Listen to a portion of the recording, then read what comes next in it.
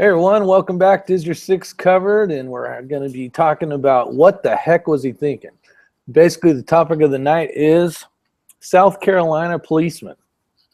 I don't know if you've heard the story or not, or seen it on multiple different media sources, but we are going to break it down. We have a special guest, Luke Banner, General Banter, depending on what day you want to talk to him, and he is going to help us out with some insight. Former law enforcement officer, and we're going to talk about the good, the bad. Is there really bad officers? Is there really good officers? What do you think the percentages are? And just kind of have some open discussion on that. Anybody watching, the link's in the description. If you have something that you want to talk about, please either put it in the comments or jump on in the panel. But we'll get started. So, Luke, thanks for showing up. Yeah, thanks. It's always good to be able to talk with you. Like I said, you're being on the West Coast, I being on the very polar opposite on the East Coast, certainly. So it's a little later here, or really early, depending on how you want to look at it. But like I said, it's always good to sit and have a chat with you for sure. And when you mentioned the topic tonight, it's messed up, man. I've already talked to Matt from Resist the Tyranny certainly about this topic, and he actually done an article over on www.resistthetyranny.com, and he talked about this particular topic certainly. So if you get a chance to go over there and check that out on resistthetyranny.com, you'll find that article. Killer cop charged with murder after graphic video shows him shooting the man in the back. Again, he is talking about certainly the South Carolina officer who was dismissed after shooting the man in the back. And this all started as a result of a routine traffic stop. What would be considered a routine traffic stop for at best a ticketable offense, be it that they had a brake light out. It's pretty dramatic footage, no doubt about it, and a lot of questions pop up when you see something like this. Certainly, I don't think the video really leaves a lot of questions. It fills in a lot of the gaps. Certainly, one could almost suggest that this is going to be an open and shut case in prosecuting this cop, and we always looked at it like that when we have just what we have today, and I have to stress just that aspect, is that all we have at this point is the video. Even though it looks as damning as it is, we have to remember that there still will be a criminal case that will go through the court, certainly. But I tell you, I wouldn't want to be this officer's lawyer and try to get him off on a particular charge, because he's going to have a hell of a battle ahead of him. So let's give a little detail to this in case someone hasn't, and we'll go to the video here in a minute. But right here it says South Carolina officer is charged with the murder of Walter Scott. So Walter Scott was the man fleeing from the vehicle that was murdered, per se. He was killed by the officer, and the officer's name is Michael T. Slager, and he's 33 years old. And you'll get into the video, and Luke's going to screen share with everyone so they can kind of get an idea if they haven't seen it. And this thing's probably gone viral. Everybody's probably seen it 2 or 3 times now. But just in case, it gives a little bit of the information. There was some footage about the mayor and basically, not putting up with that kind of stuff. But we'll get into talking about body cameras and how they can help the officers, the good officers, the ones that are on the fence, and can definitely almost babysit the bad officers to do the right thing. So we'll get into that in a little bit, but Luke, if you want to start that, it'd be good for everybody to get. Yeah, we'll start off with a couple of things here that I want to kind of mention right off the get-go. Obviously, a lot of mainstream media has picked this up, and certainly it's expected, and maybe it should be, certainly, especially when you have damning video evidence and so on. So first off, I'm going to just we take a couple of different articles. I'm going to take two articles that I'm going to be reading from here, certainly. One is from Reuters, it's the U.S. edition, and that was dated April 9th, 2015. And it is South Carolina officer dismissed after shooting man in the back. So it dismissed, meaning that the officer has been fired. It goes on to, and I'm just going to read a little bit of it here. And I want you to pay attention to some key things here, just in the very first sentence, which we'll speak to this a little bit later here, but a white South Carolina police officer has been fired after being charged with murder for shooting a black man in the back as he fled, but questions remain on Wednesday about some details of the killing that was filmed by a witness. So just remember that first paragraph that I've just read there. Certainly it's one sentence, but a paragraph nonetheless. So the shooting occurred on Saturday in North Charleston, a town of about 100,000 people, nearly half of whom are black. But it gained national media attention on Tuesday when the video became public. The incident was recorded by a man identified by NBC News as Mr. Santana. In an interview with the network, he said the victim, 50-year-old Walter Scott, had been hit by the officer's stun gun before fleeing to avoid further stun gun fire. The video where Santana said he gave to Scott's family shows a brief scuffle between Scott and the police officer, Michael Slager, 33. Before Scott runs, Slager is then seen taking aim with a handgun before shooting 8 times at Scott's back. So there's more to that Reuters article. Again, that's under Reuters, U.S. edition, and dated 2015, 0409. You can read the rest of the article there. So I'll the article, and I want to tear that apart just a little tiny bit. And I'm going to go back over to how Matt from Resist the Tyranny has wrote his article, because I think it's kind of paramount here. And then after we do that, we're going to go over and we're going to look at the 2 different videos that we have and go from there. A killer cop charged with murder after video shows him shooting man in back. So Matt goes on to write, killer and cop have become synonymous in America. However, it would appear that the cop may actually be held accountable this time. So he goes on basically to give a little bit of the feed here. And this is the first paragraph of Matt's article. On Saturday, a 33-year-old officer, Michael Slager, claims that he pulled over 50-year-old Walter Scott for a broken brake light. What should have been an ordinary traffic stop quickly turned into murder. So that's the first paragraph there. It goes on basically the exact same information for the most part, a bit more detail certainly. And you can find that information over at resistthetyranny.com in that article. Well-written article, certainly. But what I want to point out before we get into the video here is how we have mainstream media, we have alternative media. So this is the verses of it, if you would, mainstream versus alternative media. So Reuters has done a very good job in regards to making this race-related right in the first paragraph. A white South Carolina police officer and a black man. And again, that to me is disturbing. I just want to put that out there. In the second paragraph, they state that it's a population of 100,000 people, nearly half whom are black. Now, is that important? Some could argue and debate that. You know what? It is important, and it is an important factor to put in perspective. I kind of tend to beg to differ. Of course, what I'm very impressed with Matt certainly is he doesn't go that route. He doesn't take the race card and play it out here, and I think that's also well done in his part.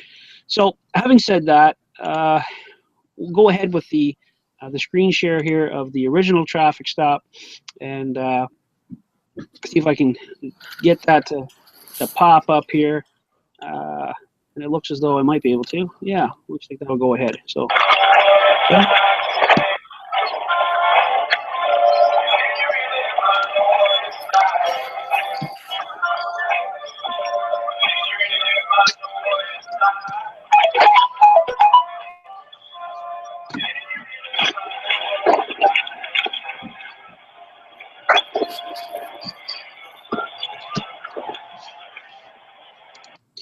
as you can see here, the officer lays his fingerprints on the back of the vehicle. This is a training technique that it shows that it associates the officer with that vehicle on that traffic stop.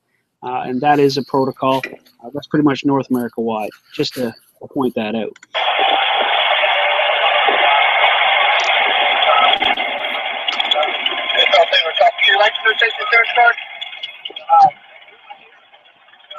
What's that?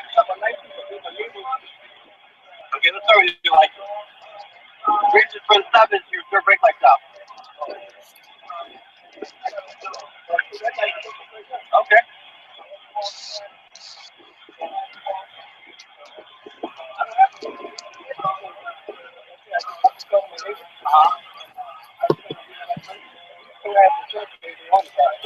You have insurance on your car? No, I don't have insurance. Okay.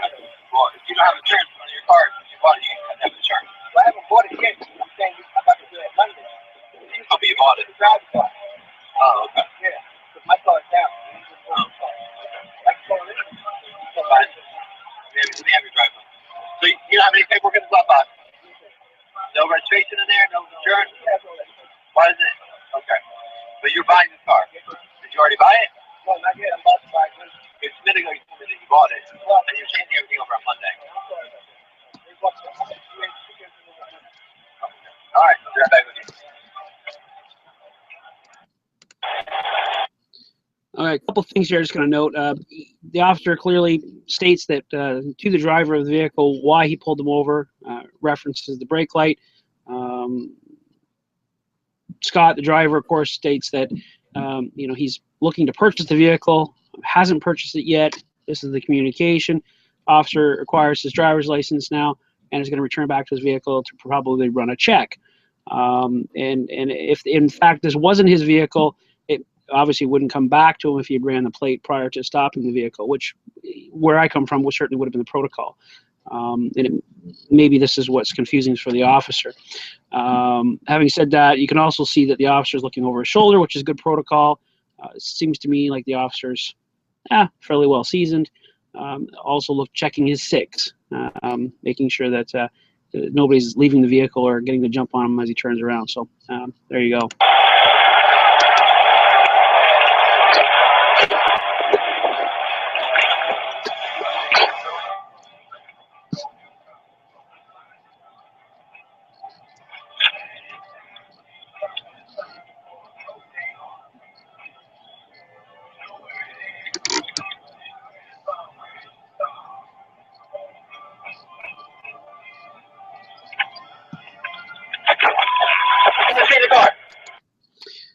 All right, so the driver gets out of the vehicle. That's a bit of a flag for any cop, really, just to let you know.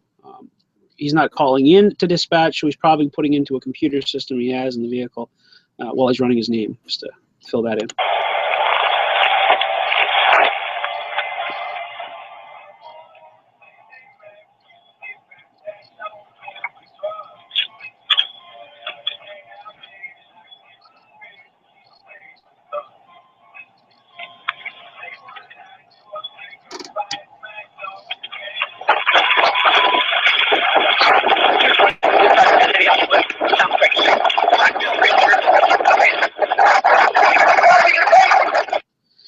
Okay, it's hard to tell there, but what he's saying is he's radioing to dispatch as he gets out of his vehicle to pursue Scott, the male in the green shirt, radioing to dispatch, telling that he's in foot pursuit now, with the male in the green shirt.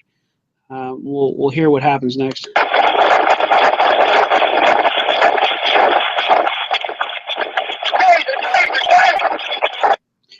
Okay, at which point we're gonna lose audio on the officer because the audio is linked to the cruiser, so it's going to be reception, and he will go out of range. Before this happens, you just heard the officer yell, "Taser, taser, taser."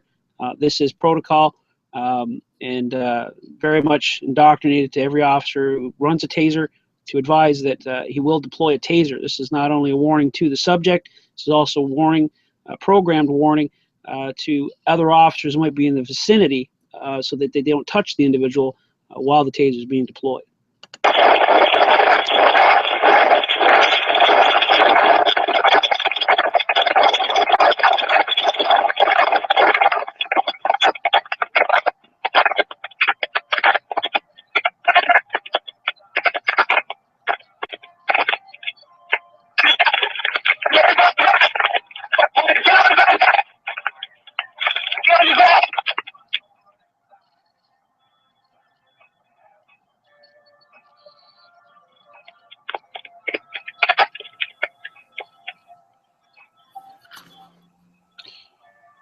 Now the officer's out of range here. The last thing you can clearly hear is him telling the person to get on the ground, which I can hear him telling him that twice at the very least.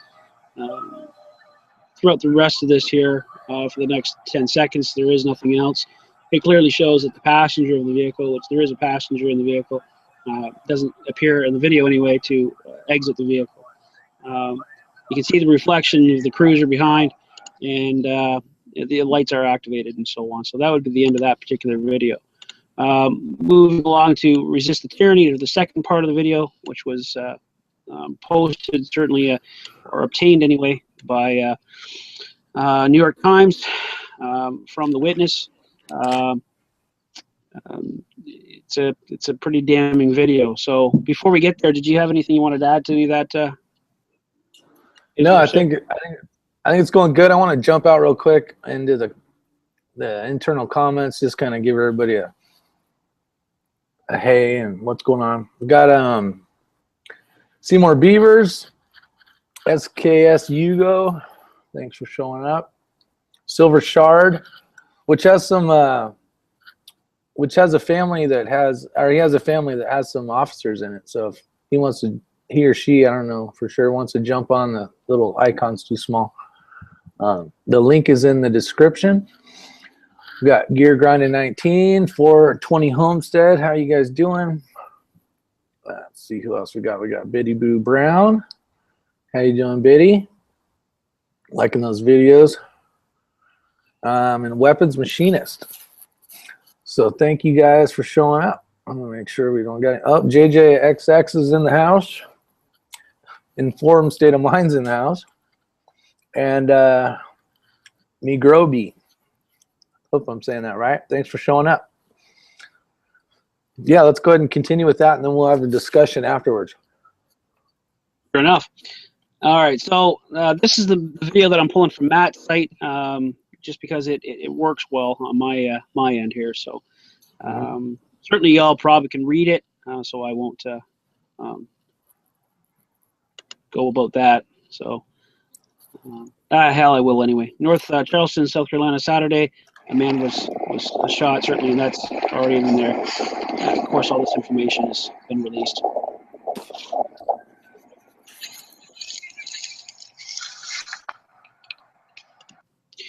All right, right here, I'm going to pause it just behind. If anybody can see this on the ground, I've watched this quite a few times. You can see the officer actually throws his taser behind him, and it bounces across the ground here. It is definitively his taser. There's no doubt in my mind.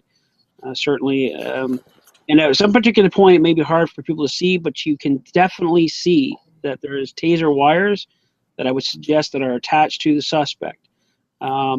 He could be grabbing the wires in his hand. Not real sure there, but I can definitely see the wires. So he already looks like he's getting ready to draw. He was getting ready to draw right there.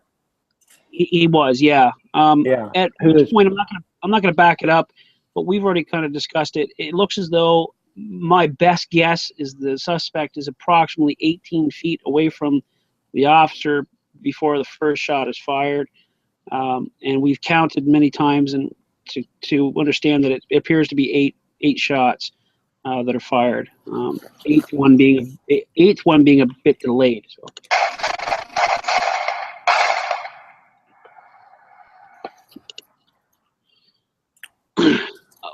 If I can just, I'm gonna see if I can back just brief. The officer, I think, looks directly at the witness here at some particular right here at this point. It looks as though he looks directly at him. I just want to point that out because this is kind of interesting.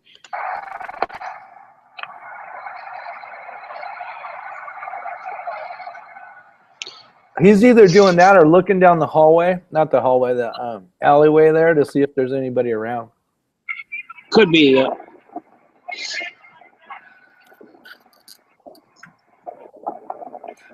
Shit.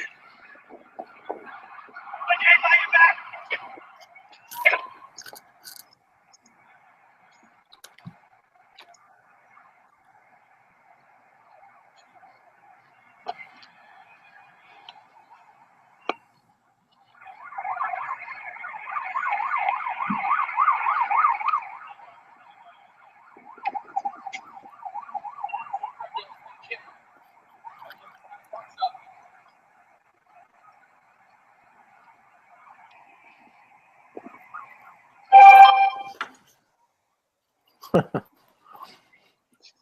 shit.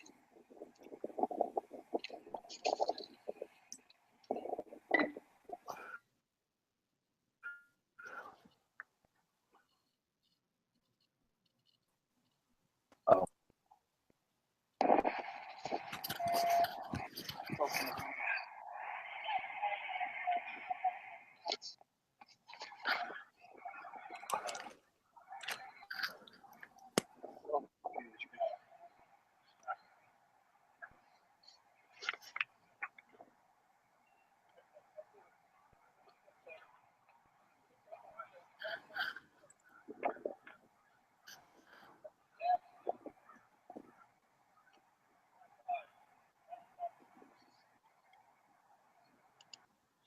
Now, the officer, shows clearly that he dropped something down beside the suspect. I would suggest that it's the taser that he went and acquired from there. Can I say for sure? No.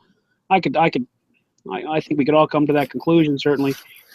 It looks like he retrieves the taser, puts it back into his holster, and at this point, you can't see it, but the officer, again, looks as though he's looking right at the witness.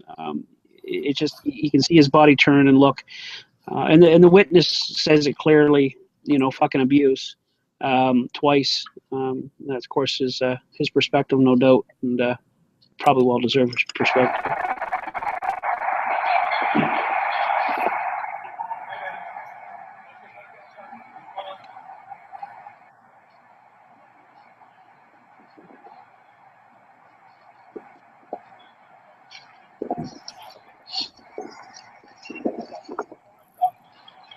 See my car next to Gerald behind the pawn shop.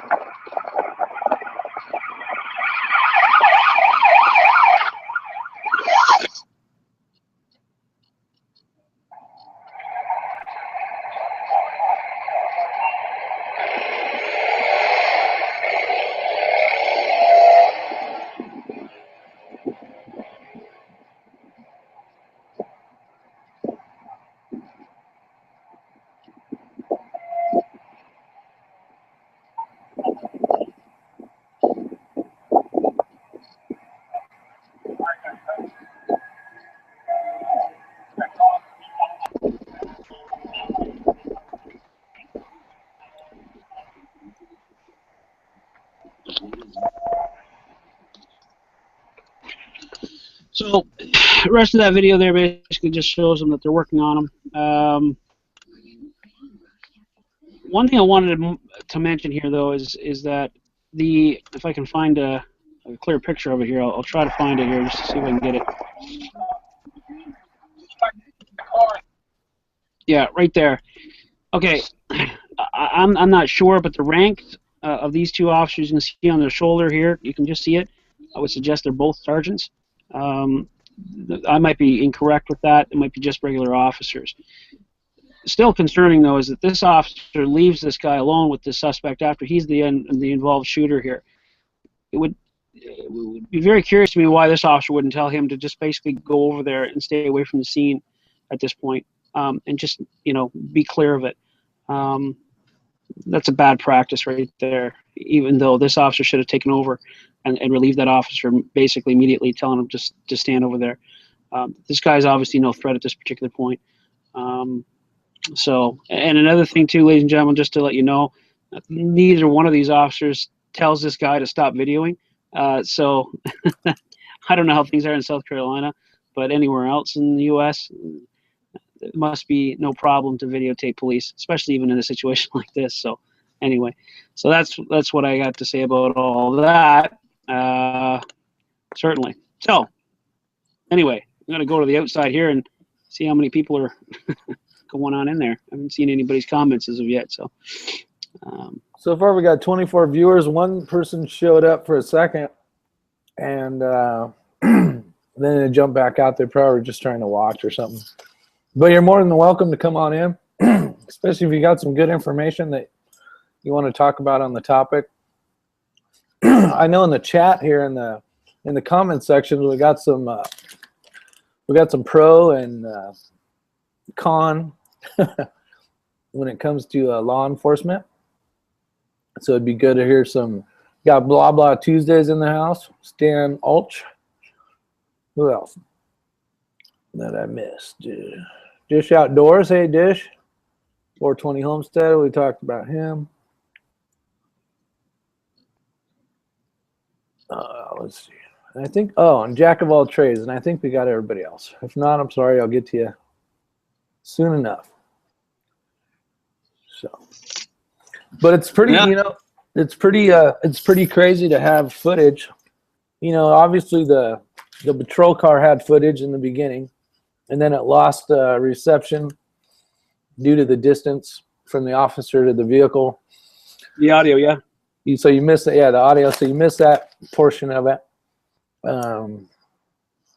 In this instance, well, not in this instance, but in a lot of instances where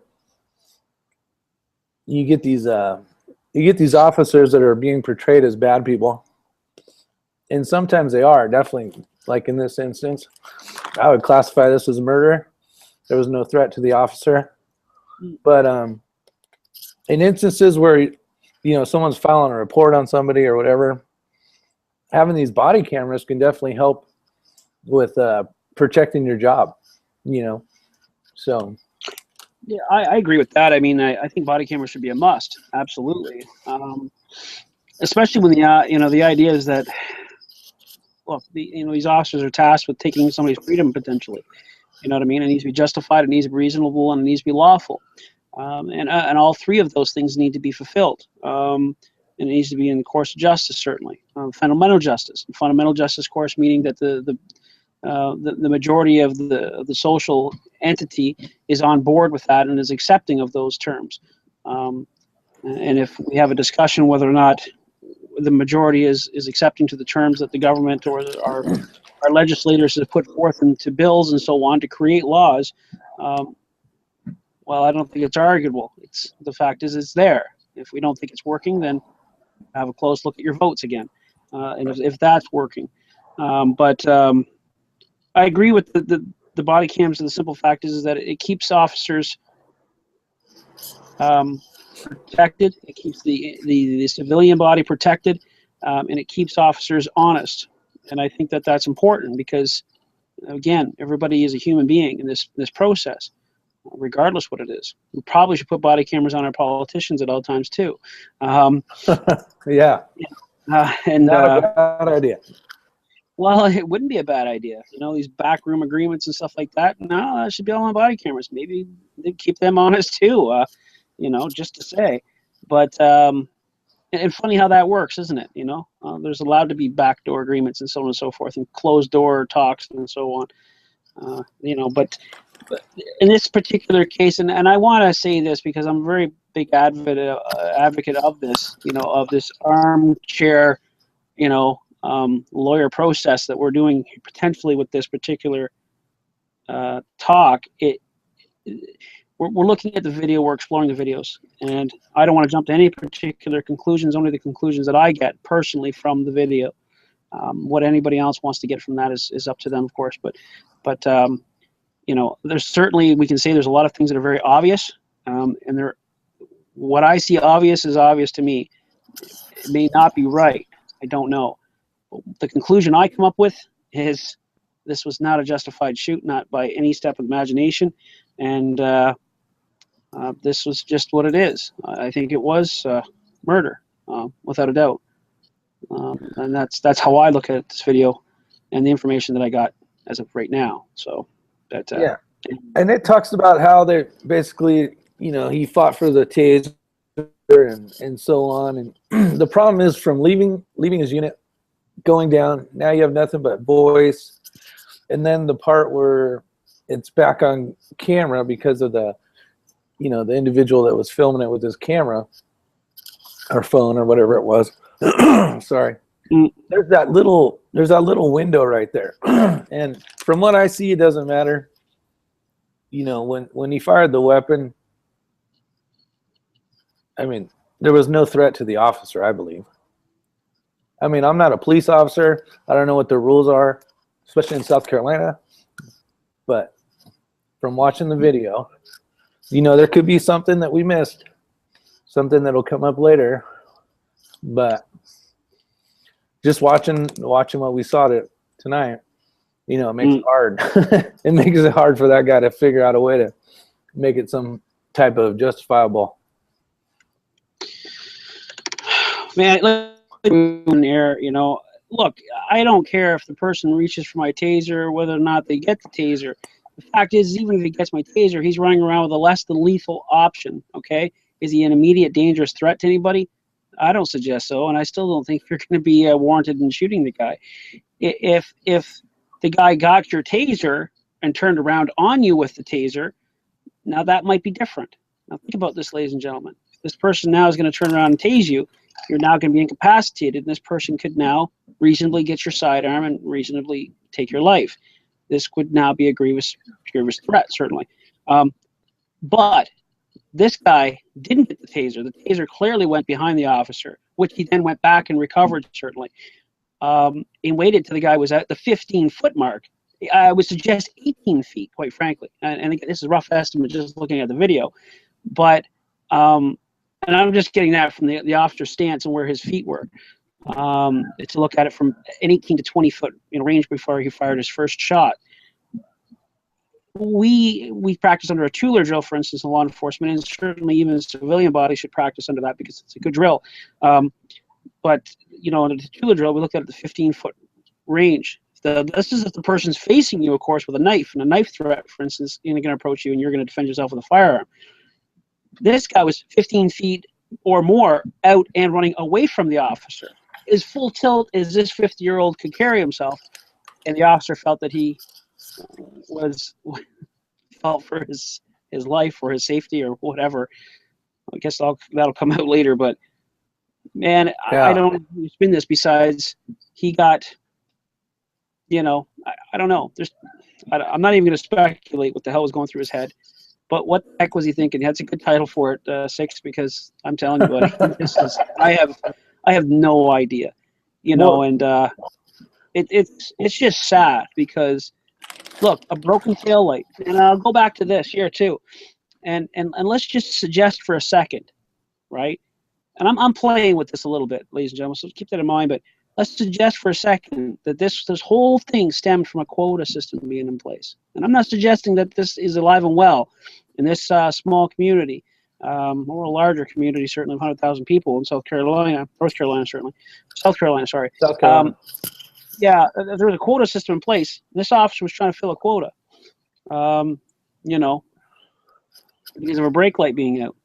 Under our Highway Traffic Act, technically you only need one tail light, one brake light. That's it.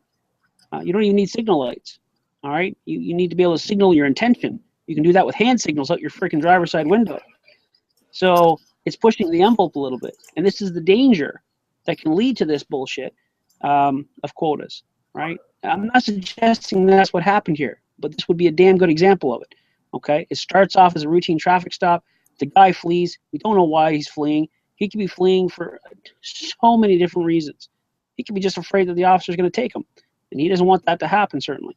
You know, and frankly, it doesn't matter what this guy has been previously charged for, what he had warrants on. The guy's dead now, and to me it doesn't matter. It's not even relevant. It's just not relevant.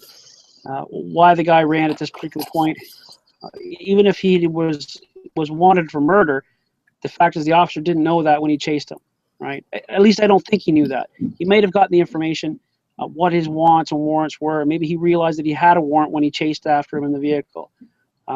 He might have been able to get that information before he left the cruiser, and knowing that he was chasing a person with a warrant at that point. What the warrant was for, at best, there's been some information released that it was child support. You know, but there's more than one way to get a person for that. And should he have died for any of this? Absolutely not. As far as I'm concerned, he shouldn't have even been tased for it. But that's just me. I say let him run. You know, I'm the officer. What am I chasing him for? What for? A broken tail light? Yeah, catch him on the next one. I'm not chasing him for a broken tail light. Run, my son. I don't give a rat's arse. What am I really doing? He's got a broken tail light. At best, I could say you're a danger to traffic out there. Somebody's not going to see you for whatever reason because you got one tail light out. The car's off the road now. You've done your job. Good job, officer. Go back, get yourself a donut. Actually, cut that out of the live broadcast. Don't put that out there. Show me how to do that, huh? No, Yeah, right. Everything. We're keeping it clear. Everybody gets to see everything. No, but I wanted to talk about the comments, and you got a lot of people that are, basically saying. Stop for a second. I want to address something else. A day late, the guy who ran dropped something in front of the cop. Is that the taser? Why do you all say the taser is behind the cop? A day late. If you look at the video, and again, this is only my perspective, certainly, but when you look in the video, in the very, very beginning of when you see the two subjects in the video, the officer and the suspect, or the individual who was shot, you can see the process of the officer throwing the taser behind him. It lands approximately 18 feet, rolls twice. That's the taser, okay, that he throws behind him. He then engages with his sidearm, which point he shoots 8 times. He goes up to the suspect with gun drawn, handcuffs the individual, goes back and recovers the thrown taser, comes back to the suspect, and it looks as though he drops it beside the suspect. And then after the other officer's there and the witness has a better perspective, picks the taser back up, reholsters the taser at that point. So that's what I see, okay? He smacks the taser out of his hand. He might actually do that. That could be a very good perspective, certainly. And if he does, he does. Does that mean so? Okay, so we've got that clarified. Whether he smacks the taser out of his hand and that's how it gets behind him, or the officer throws it behind him. Well, and Gear Grinder brings up a point. He says they wrestle for the taser. It's slung away. He grabs his gun and is scared for his life. Pop, pop, pop. See, and that's the hard part. That's the part I'm talking about. Right. When the video cut from his audio, which he should have had a body camera, if that's the case. What you see via that cell phone video and the officer's patrol camera, there's that little window there that could be something that he may have a camera on and you guys aren't going to see that footage yet. Or since the mayor already said something, maybe he doesn't have a body camera. I'm not saying the guy's in the right. Don't get me wrong if you're thinking that. Right. But a lot here, you've seen a lot of comments here. And I, as in the fire service, I work side by side with a lot of police officers, and I haven't met any dirtbags. I haven't met any of those guys. I'm not saying there isn't any out there. There obviously, we might have saw one right there on the video earlier, but there's good guys out there that try hard every day to protect you guys. So I know like 420, he's a good guy, but he's definitely he's not a pro policeman. And he may have had some cases where, it rubbed him wrong or whatever the case was. And he has that right to do that because he may have been in those predicaments.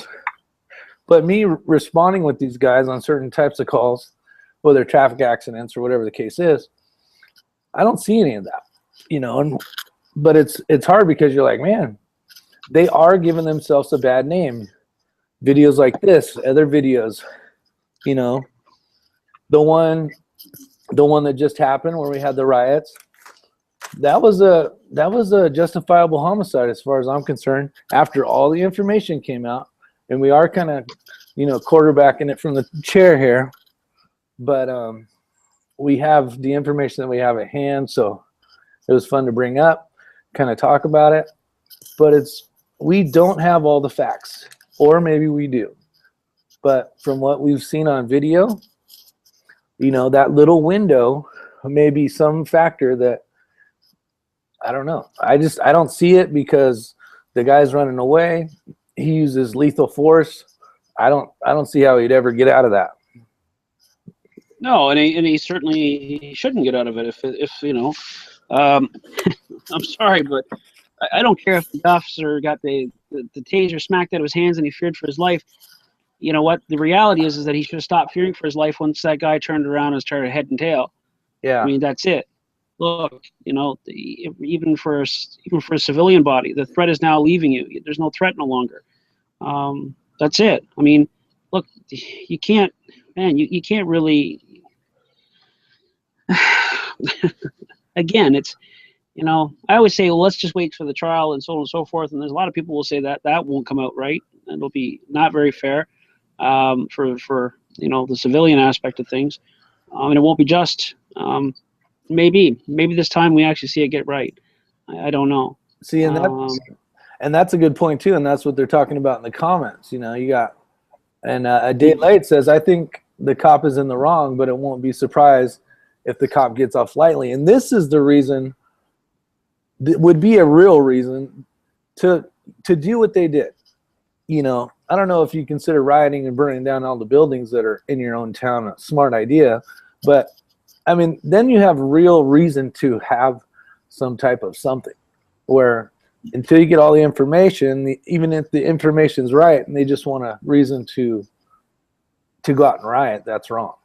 But videos like this help where you can actually see a video, and that's the reason why later on I want to talk about the body cameras being so beneficial to so many good cops out there. You know what I mean? And it'll help with the cops that are on the fence. You know, if they're just thinking about it. Think about when you were a kid and your parents kind of, you know, you're a young kid and they finally like let you stay home by yourself. You know what I mean? For the first time, it's like, you know, what do I want to do now? You know, well, this is going to crush all that. You're not going to have the ability, you know, mom and dad's always going to be watching you. And that's a great thing when it comes to a public servant like that, because it can help them by showing a video.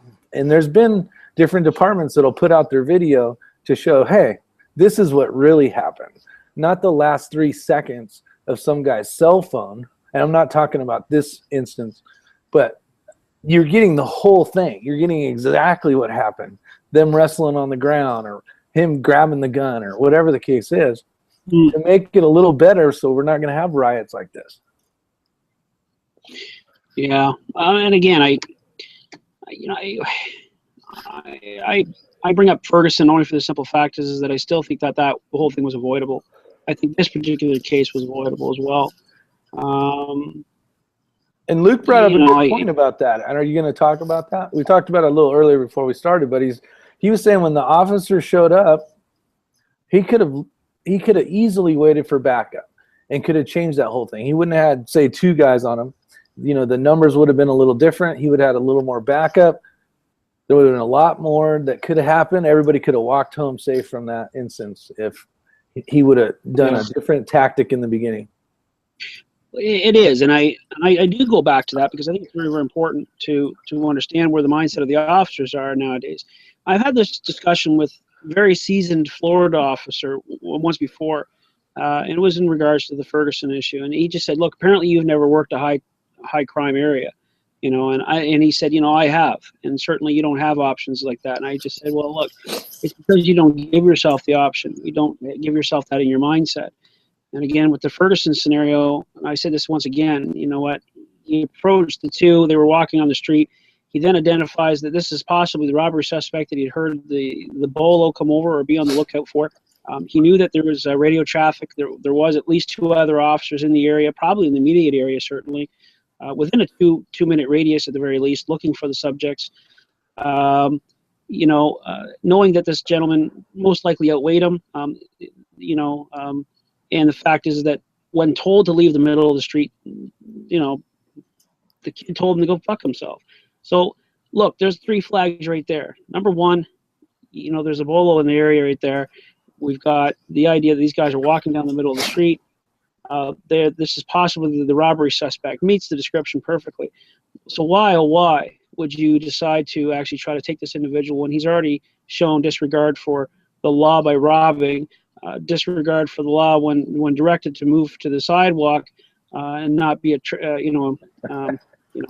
truck traffic, And then, you know, again, the fact that this guy's probably the suspect who's probably going to want to flee. Why would you not just wait for your backup? Call them. You know what? Hey, I've got the possible robbery suspect over here, and sit tight and keep a 6 on them. And wait till you have your resources. Don't be a hero. Then again, this is that mindset. With this guy here running after him, he's running. It's like a dog running after a squirrel. Doesn't know why he's chasing the damn squirrel. He's just going to run after him. And he's running after this guy. So what? You know what? You got him for no insurance at best with a vehicle, or at best, you know, at this particular point, a traffic light, a brake light. Man, I just don't know why they do that. I wouldn't. I would not have chased this guy. I'm telling you right now, there's no way I would have went, what's that fool running for? You know what I mean? Yeah. I probably would have gone out and left the vehicle, and told people where the vehicle was, stayed in my vehicle, right? And I would have pursued down to the area that he was at, continued to run the name, got some more guys together and saying, look, I got this guy running here. I haven't got a chance to run him yet. He might be running for a good reason. I'm running him now. I've got his driver's license. Hell, I'm not even going to run him. I'm going to put it through the dispatch. Let them run the name, right? I've got a suspect, a green, you know, male suspect, approximately 50 years of age, running eastbound, running from this particular traffic stop. I've got his driver's license at this point. Run his name for me. He's coming back. He's got, you know, criminal warrants, or he's got felony warrants for, you know, A, B, and C. Okay, now I know that I need to get the individual, right? But to run and to get into that conflict and then try to escalate it like that, I'm sorry, but that's just stupid. So, well, in the video, in the first video, when it's the officer's vehicle, patrol car, Yeah. whatever they call it, you can see the brake light on the left. The car's cut off, so you can't see the right side. But there was a brake light as he's pulling in. You can see it turn on when he stops. So it must have been the right one or a blinker or something. Yeah, it could be. Again, So that could be that there really wasn't even a taillight out.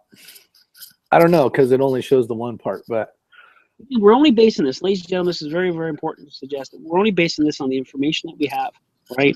We don't know. I mean, the media could have got this completely fucked up, right? that'd The be the information first that we're- time. Yeah, well, there you go.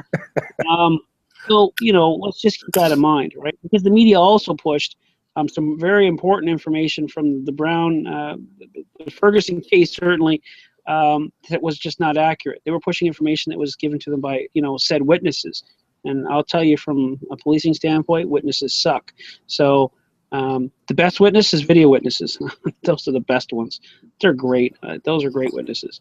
And not so great for this particular cop, because this cop's going to get freaking hung.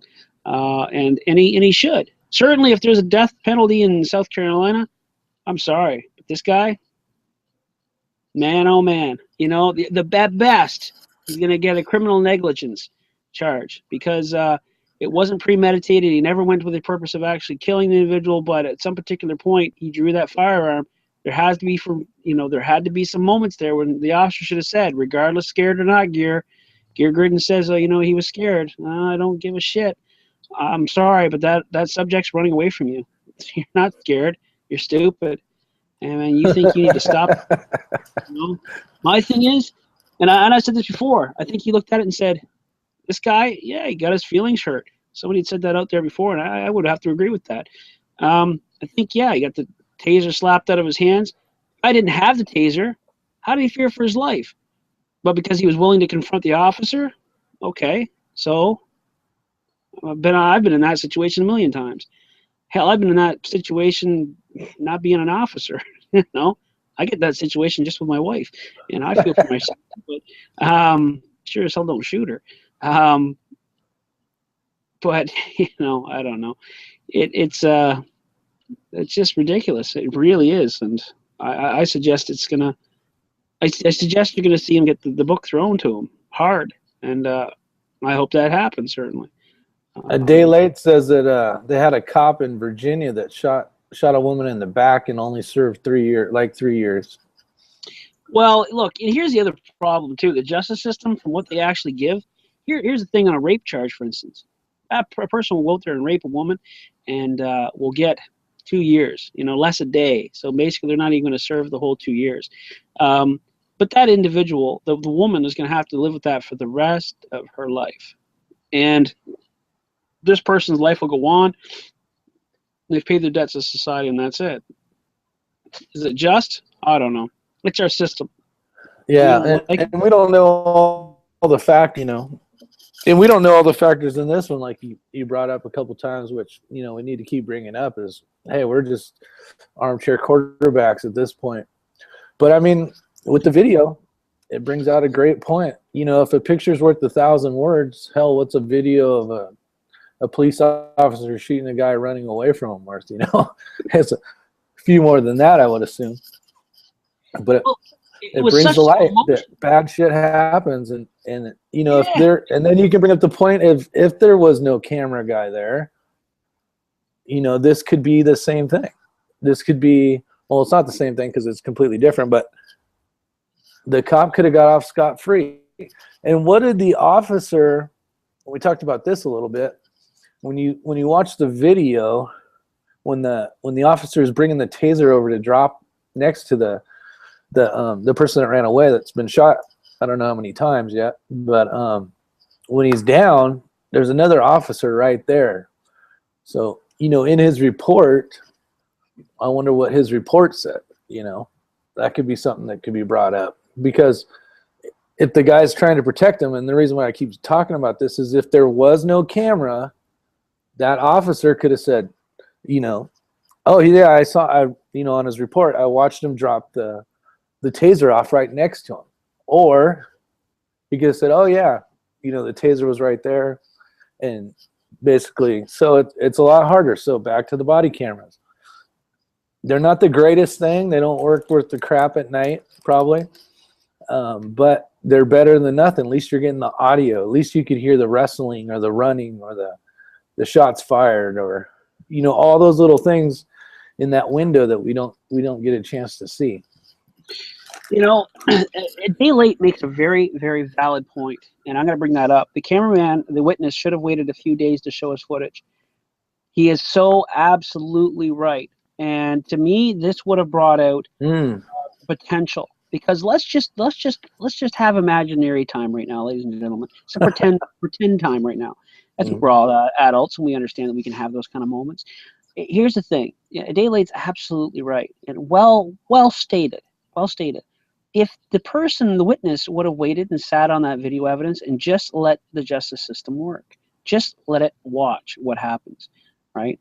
And hand that information off. Okay, hand a copy of that off to someone else, just in case, because the officers knew he was there, certainly, which I'm a little shocked with. But I waited.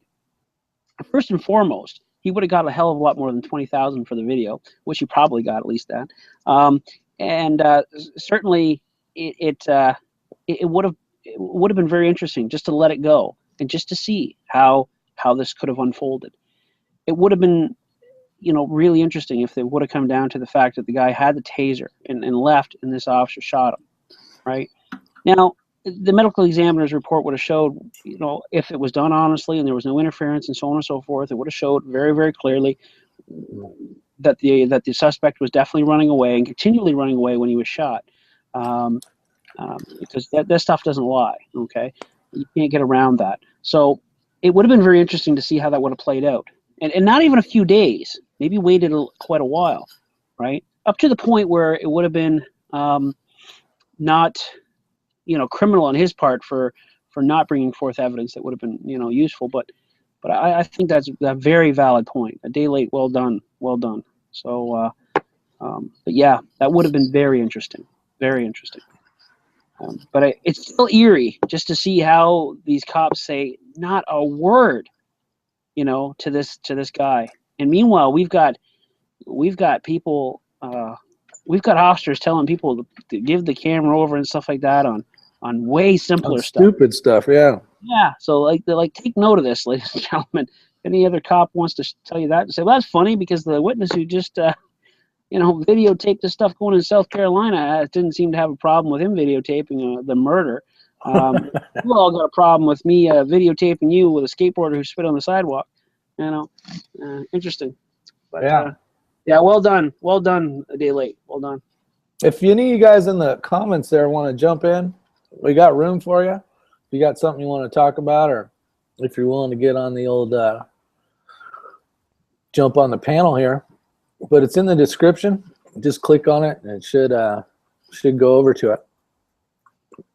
Like to get your thoughts for sure. There was, I can't remember the name, someone that is a majority of their family is a police officer.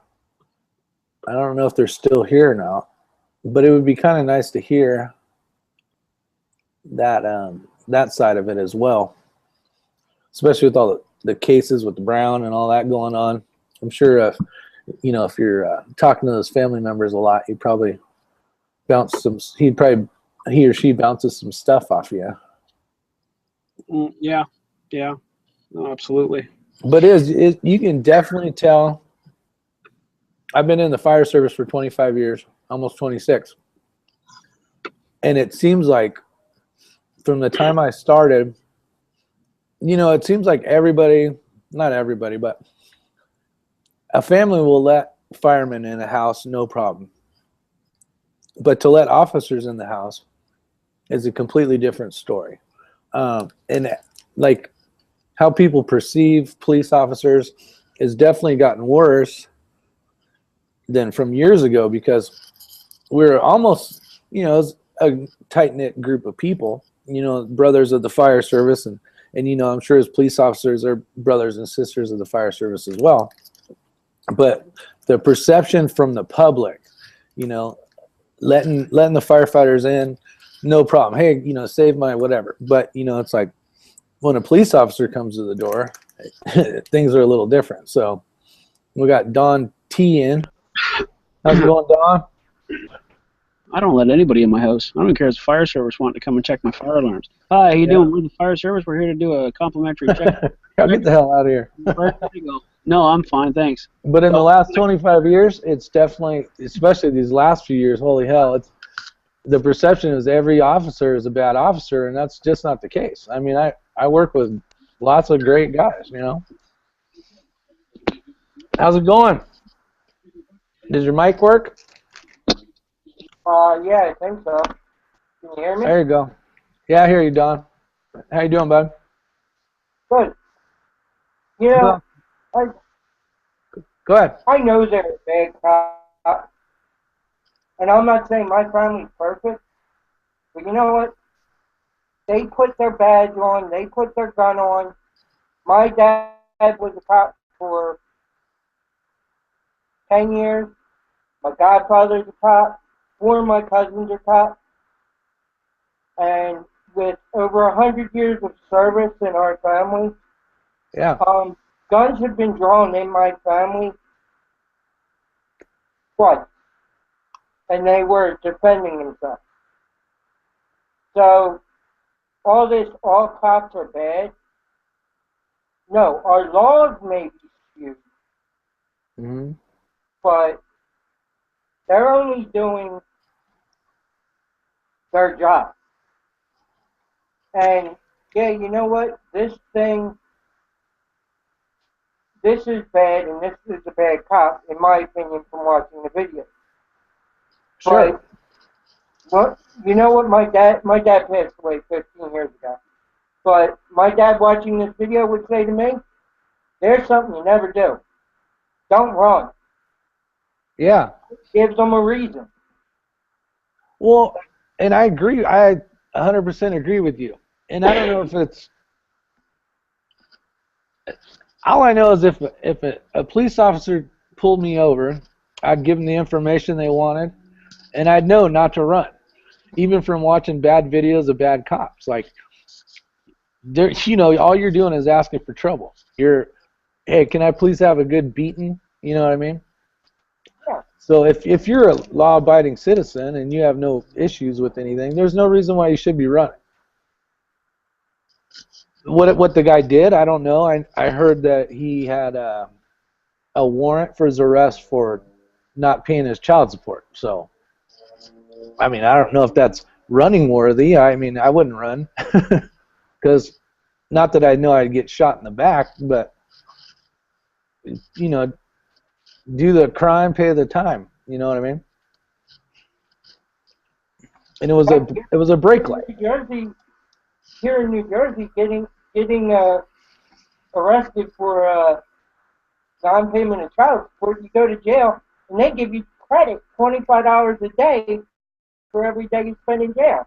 So, I mean, it's not a good way to pay off your child support, but, I mean, why run for something like that?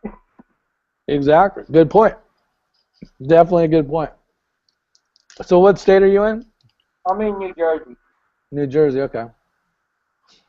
And what's the perception of the police officers out there? Well, we're mostly rural.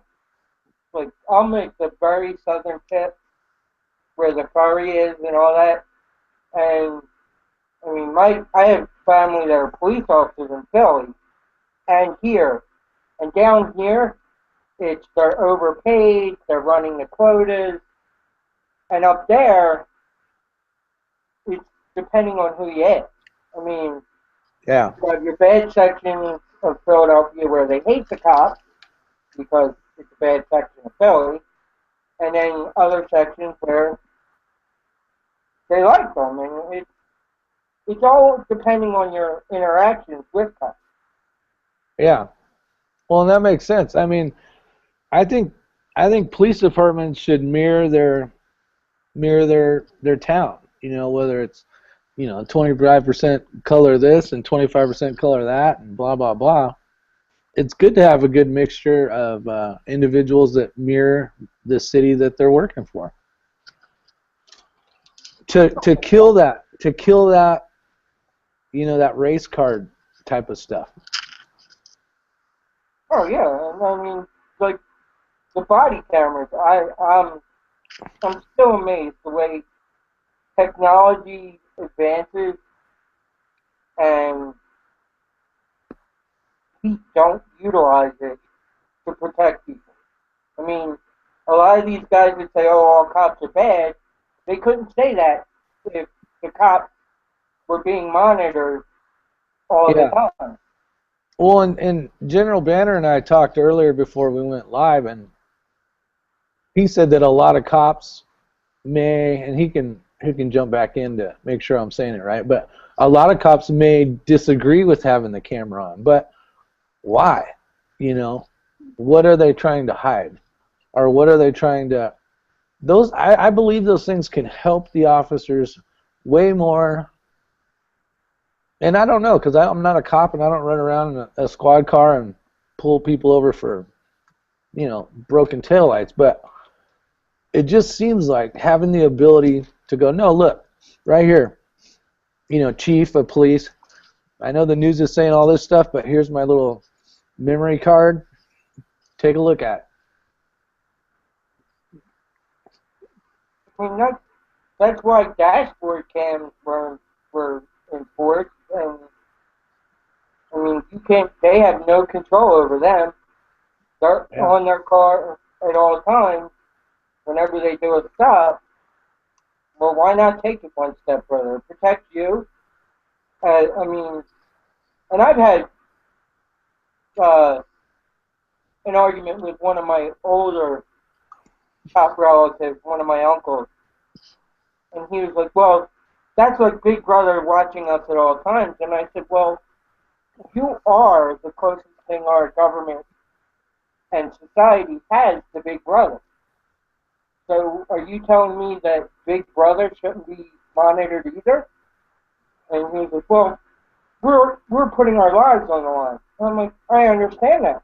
And when somebody pulls a gun on you and it gets tossed in the bushes when he tries to run away, you now have proof because of your camera that, yes, you saw a gun.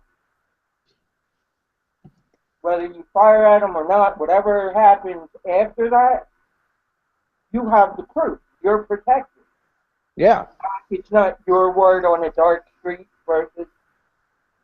That's just like, what's that country that you have to have a video camera in your car when you're driving. You know, and you always see all the wrecks and stuff on them because they have to have the camera in the car. I don't know what country that is, but that's probably saved lots and lots of cases with insurance, you know. It wasn't me, man. The guy just cut me off and hit his brakes, so I rear-ended him. Yeah. That would never, you know, you would be less likely to get out of that because, you know, if you crash in the back of somebody, it's 99% your fault. But having footage of that would have saved you from, you know, getting an accident, you know, being the person that caused the accident. Same thing. It's a silent, unwavering witness. I mean, the video. I mean, it really is. And I think body camera should be an absolute mandatory. I also think that it should be, you know, just like when you go to court as a jury of your peers, I think the police officers should be police officers of your peers, so to speak. There should be a definite balance. And every time we want to talk about cultural or race and so on and so forth, that should be definitely considered when you're stacking your police service, basically in that fashion. You're not always going to get a black cop to go to a black call, or a white cop to pull over a white person. But I think it would cause a little less of this race baiting shit that keeps taking place, certainly. And I think the media should be told to simmer that bullshit down as well. It is a fact. They're stating a fact that, you know, it's a fact. I get that. But you know, the information can still be given, certainly, to the public without really emphasizing this all the time. And as I made that very, very good distinction, I think, in what Reuters was putting out as mainstream media, making it based on the race aspect, Matt did the exact same thing and didn't turn it into race, which I think is something to be said for that. And I agree with Biddy. I think that there's probably more good cops than there is bad cops.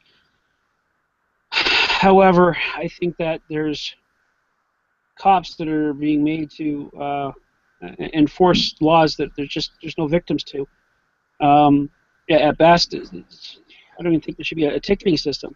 You know, you advise them that, you know what, you've got a tail light, and you know, as per the safety code of the Traffic Act, you got to have that fixed, right? And it should be a point system against your driver's license or something if you don't have that.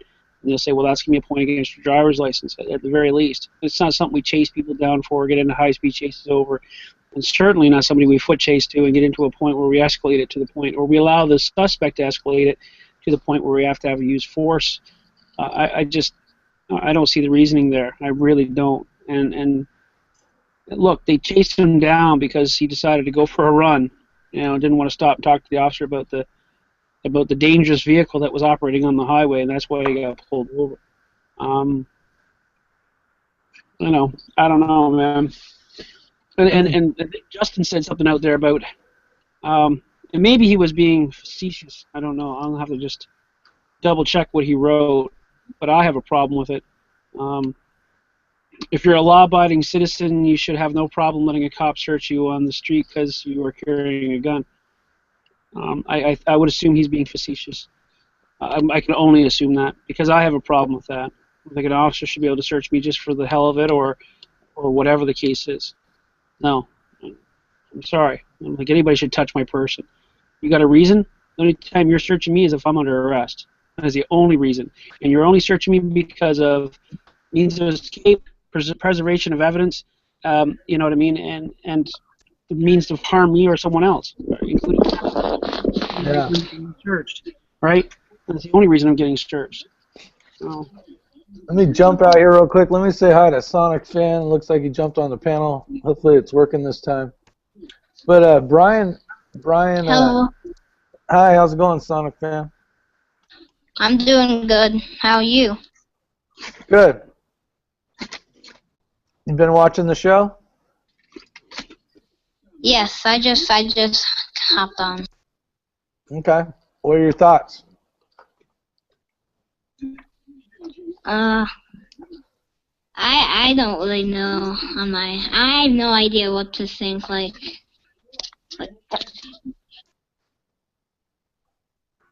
All right. Let me jump out. So Brian brought up cops doing bad shit sells. Good cops doing the right things don't make headlines, and the media thrives on the people's emotions.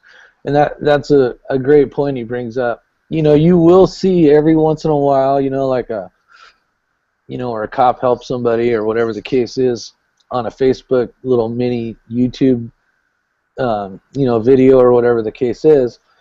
But it's right. You're seeing a lot more officers doing bad stuff than good stuff. And there's probably 1,000 more good cops doing great shit all day long, and it's not being videoed. So like you said, they don't make the headlines. And it's true. I mean, it's just not something that sells. The news reporters aren't going to put it on there because, they're not going to get the views. So, good point. Let me jump back through here real quick and see if I missed anybody, which still looks like there's a few others. Got Animal Doodles, Deer Grinding 19, I said him, a day late. Betty Boo Brown, Brian T and Outdoors, thanks for showing up. Who have I missed? Hopefully I got everybody. If I haven't got you, I'm sorry I missed you. But definitely good points. What was your name again? I'm sorry. The gentleman on the panel? Don. Don, okay. Todd or Don? Don. Don, right? Okay, Don. So thanks for jumping in. There is room if you guys are interested in jumping on the panel. I'm sure 420 has a few things to say, but he got nothing to say. He prefers to type. Yeah. He's a good guy, but he's got a hatred for some stuff. He doesn't like to jump on the panel when I'm on. He's afraid of me, right? Because I was a cop. I don't know why, but Oh yeah, that'll get him on here. Me Grow B, he's Stan Ulch. Hopefully I'm saying that right. Ulch. Stan Ulk. Ulk. Copy that. Ulk. Thanks, Stan. I think I got most of everybody. All right, so, but that's definitely the thing. I see a lot of people just, and I know that cities are going to be saying, it's too much money and all this, but body cameras are cheap nowadays. There's Justin. What up? What's happening, Justin? It's like fishing. It's just like fishing. That's great, man. You got some good You're power. talking about cops. I'm going to show up. You'll get a bite on me every time. Just That about. was great. You throw that cast out. I used a really special lure for him, eh? Yeah, and Luke, I was totally being facetious with that comment. That was kind of a smart-ass remark to when Is Your Six was saying, well, I'm a law-abiding citizen, so I have no problem showing the cops my paperwork and all this stuff, when they pulled me over. I was just being a smart-ass there. So. No, you don't do that. No. Ladies and gentlemen, Justin, he likes being searched by the cops. He's like, 420's like, yeah, go ahead, search me. I'm a law-abiding citizen. Give her. That's right. Here's my card. See, my only complaint is when they only use one finger up the ass. I really like two. You just gotta tell them. Oh, that's great. This is actually good though, because you're getting all different sides now. You're getting different ideas from different people, and it makes it kind of nice because then you get we can all play devil's advocate on each other and. Yeah, it's just different people. It just got different, all right. Yeah, I knew Justin was gonna hit the button as soon as you went like this. Epic. Too easy. Oh, did he do that? I didn't even see that. No, he didn't do that, but he did it verbally by going. All right. What's up, Will? Mr. Winner. Will the Winner Hornbuckle. The man that wins almost every YouTube giveaway possible. and only collect half of them. Exactly. Oh, was it Will that didn't collect that prize, or did he collect it? Which one? There was No. a prize. I don't want to get started with it, but just saying. No, the little fucking liar never sent it out. Still hasn't sent it out. Oh, Every time I ask him about it, I'm sending it out tomorrow, I promise. Uh-oh. Yeah, YouTube drama. Yeah. fuck that That's piece of too shit. bad. But anyway, speaking about pieces of shit, let's talk about cops. Hey. Yeah, I really don't give a fuck what you think. But here's How the many are thing. bad, though? How many are bad, Justin? On a percentage, how many do you think are bad? Yeah, what is the percentage? Fuck, I mean, I'd say any cop that has ever arrested somebody who has not committed a crime that has a victim. You know, most people that get arrested have not hurt anybody. They've not fucking actually committed a crime other than like some stupid code passed by some asshole tyrant politician. And the cops are the gunmen of the fucking tyrants, man. They're the fucking strong arm of the law. Okay. They're the ones that us fucking servants have to fucking interact with. We don't interact with the politicians. The politicians don't go out there and enforce their own fucking laws. No, they hire these fucking thugs to do it for them. Right. So you're saying the tyrants. Who are the tyrants? You want me to give you the definition of a tyrant? No. I know the definition of a tyrant. I have Google too. But who are the tyrants? Because I try Googling that, and I can't come up with that. Not definitively. I mean, the tyrant would be anybody who is violating your right to liberty. I think someone else is being facetious right now. Right. But okay, so Yeah, for sure. But no, it's a valid question. It's a valid question, though. Still, right, okay, nonetheless. Well, who's the tyrant though? But who are you? Canadian, right? Canadian or no? You're not Canadian. You're what are you? You're not. Where are you live? Who are you with? What country are you with? Are you Canadian? Is this rhetorical? You want my address? I'm pretty sure after some of my comments, I don't think I want to give out my address right now, Luke. I wouldn't know. I suggest you exercise your right to remain silent on that one, and the fifth too. I'll plead the fifth. But are you Canadian or are you American? I can't remember now. American. You're American. So do you love your country? Yes, sir. Do you love your country? Not really, no. Are you proud to be an American? No. You're not proud to be an American. And you say the tyrants are the government. Is that correct? Well, a tyrant would be anybody that's violating your liberties. Right, but the original So, right. is the government, and then an extension of that tyrant or that tyranny certainly is an additional tyrants, and that's the protectors or the executioners of the tyrant's will, if you will, it being the police officers. Correct? Yeah. Right. So, but the tyranny starts at the top. The tyranny starts with the government. Correct? Mm-hmm.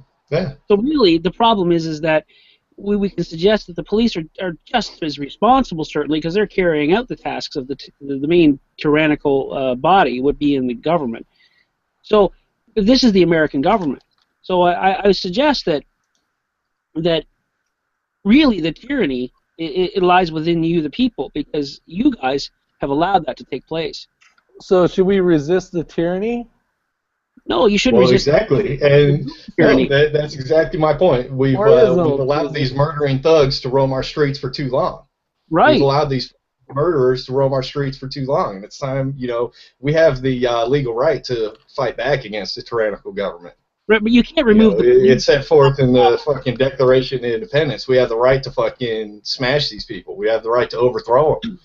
Yeah, but you're looking at it wrong. You're looking too shallow. You're stopping short of the problem. The problem is not to remove the immediate tyranny of the police officers. That's not it. You got to cut the head off the dragon, right?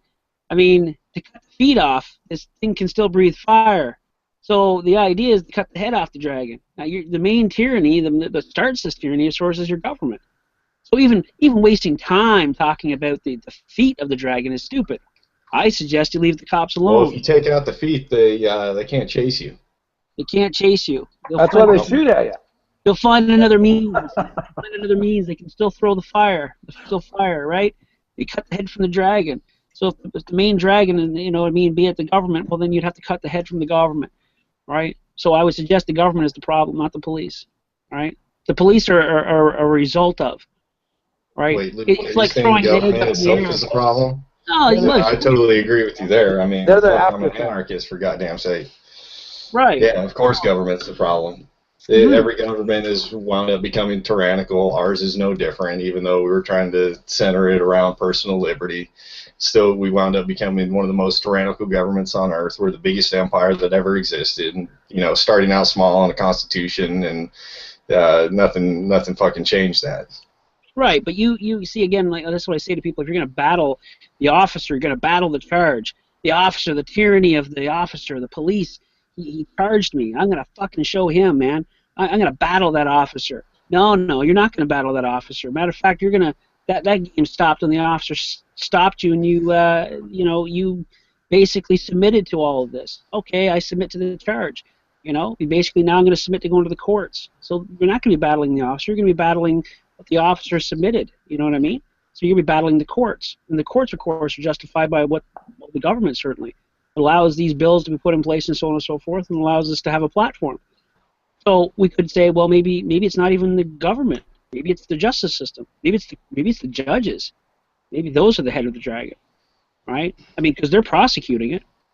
They're allowing this. They're encouraging it, in essence, because they're allowing that platform to still play out. Look, my job as a cop is to identify the offender, right, to find the author of the crime, and to bring that person through the justice system, right? And the judge is the one who's going to actually make the choice. Except in the last case that we started off the show about, that officer and the executioner, certainly, Jury, yeah. he decided. It looks as though our world is turning into a Judge Dredd world, and that's kind of sad, eh? But well, I mean, no, you brought it back to that this video that you played at the beginning here, and that's the problem I see with most of the laws, is because at the what's backing up every single law in this land, whether you agree with the law or not, what's backing up every single law is the threat of murder. If you don't follow the law, then a cop threatens to use force against you. Well, he doesn't automatically pull out his gun, at least, pretends like he's not going to. But basically, every law is enforced with the threat of murder, because what happens if you defend yourself, or what happens if you run away? You get fucking murdered.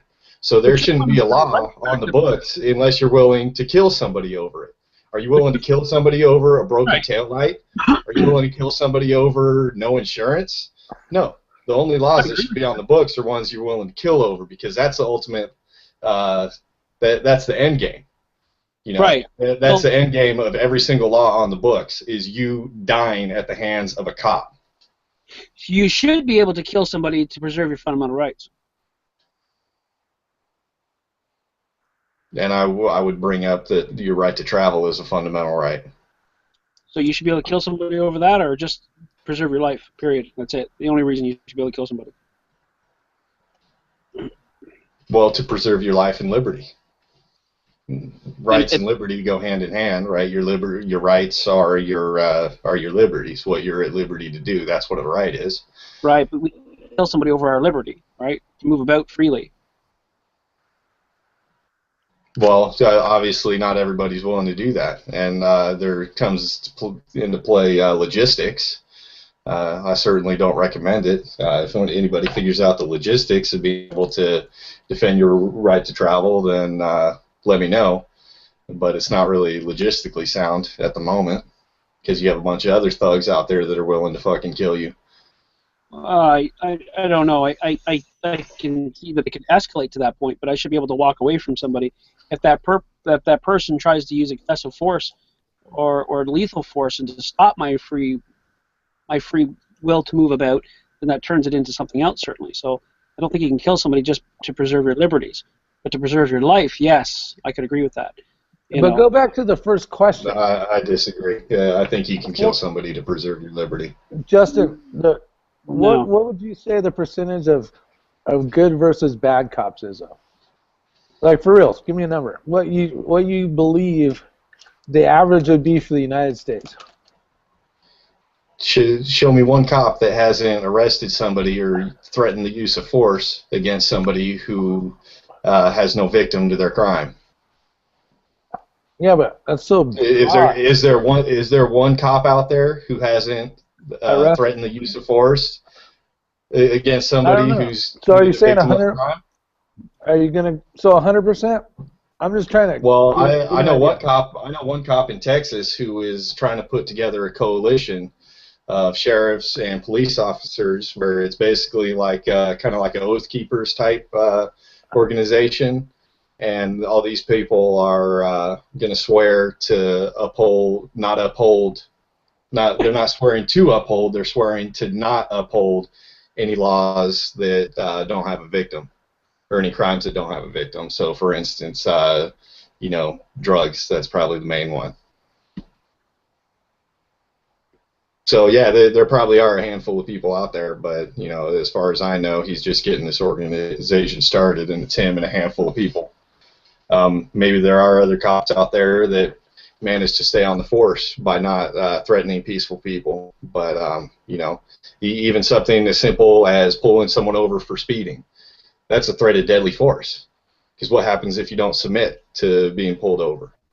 What happens if you defend yourself from this guy who's trying to pull you over for going a couple miles an hour over the speed limit? They're going to kill you. That's the end game. Okay, but what would you say would be? Let's use an example. Say, I know you're married, right? Or still, Yeah. right? Yeah. Okay. Yeah. So say somebody did something to your wife, and you were out of the state, you know, on business or whatever. We'll just come up with some bullshit. Now, how would you take that, though? Who would you want? Would you want police officers to find out who did it and to work on that kind of a case, or do you see what I'm saying? Yeah, no, for sure. I mean, that's one of the only legitimate forms of policing that's out there, is to investigate crimes and to find out who did certain things. Yeah. So you're not against police officers. You're against some of the stuff that they're assigned or tasked to do for. Yeah, I'm let's just say against the police man. officers that blindly follow the edicts of politicians. Police officers say, well, I'm just doing my job. You know, if you don't like the law, then petition your government to have it changed. Well, I think we're at the point where petitioning government isn't going to change shit. We have a majority of people here in this country, for instance. There's a clear-cut majority that want cannabis legalized. Well, why is it still a Class 1 controlled substance? That's because what the people want doesn't matter. It's what the politicians want, and as long as it's the law, then you're going to have cops enforcing what the politicians want. Okay. But for other than that, most crimes are crimes that really mean something, per se, is kind of the way you're terming it. Yeah, rape, murder, theft. Yeah, all the bad stuff. All the actual crimes, not any of the arbitrary bullshit that is their day-to-day job. You know, how often do cops arrest murderers and thieves and rapists? Hardly ever. Yeah. Well, I guess it depends on the state you're in, but yeah, for sure.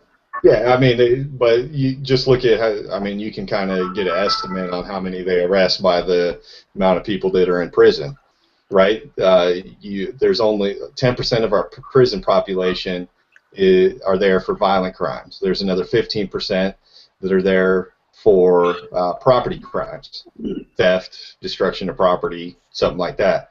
The other 65% are there for committing no actual crime. They're there for victimless crimes. So, you know, that can be a rough estimate of what a cop's job is.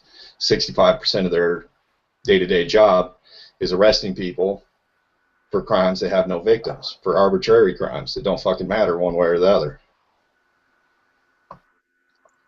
So in essence, you're saying if those people or officers put more time into the crimes, the offensive crimes, and less on the other ones, it would be a better situation. Yeah, But see, that's not what you're saying. I understand what you're saying, but you're still not breaking up the good cops from the bad cops. Now, they all have to enforce the same laws, but then some skew past the They gray. don't, though. They don't have to all enforce the same laws. Ask Luke this. He's all about the Well, no, cops but what being I'm saying able to is- decide what laws they're going to enforce. They have discretion. Cops have discretion, and yet every single fucking cop arrests people for victimless crimes, and yet they have discretion. So what does that tell you about the person? Are they good or are they bad? Right. They have the option not to arrest you, and yet they still do. Yeah. What the fuck does that say about them? I have to agree with Justin, and he called me out right on that, and I will support his statement that he just stated regarding to my opinion, certainly. And he's right. Officers do have a discretion, and this is how I've trained law enforcement that have been under my command, certainly, and many that I've trained, is that basically I hold up a Canadian criminal code and I look at it and I say, look, these here are the criminal code of Canada. However, there is still some aspects of this that you're going to use discretion on. We also look at the provincial offenses, or which we call to be misdemeanors or whatever the case is, or traffic offenses or something like this.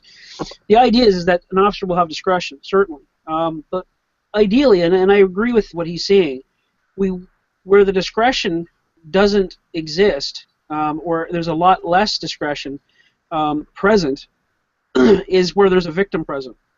When there's a victim present, we don't have a lot of discretion.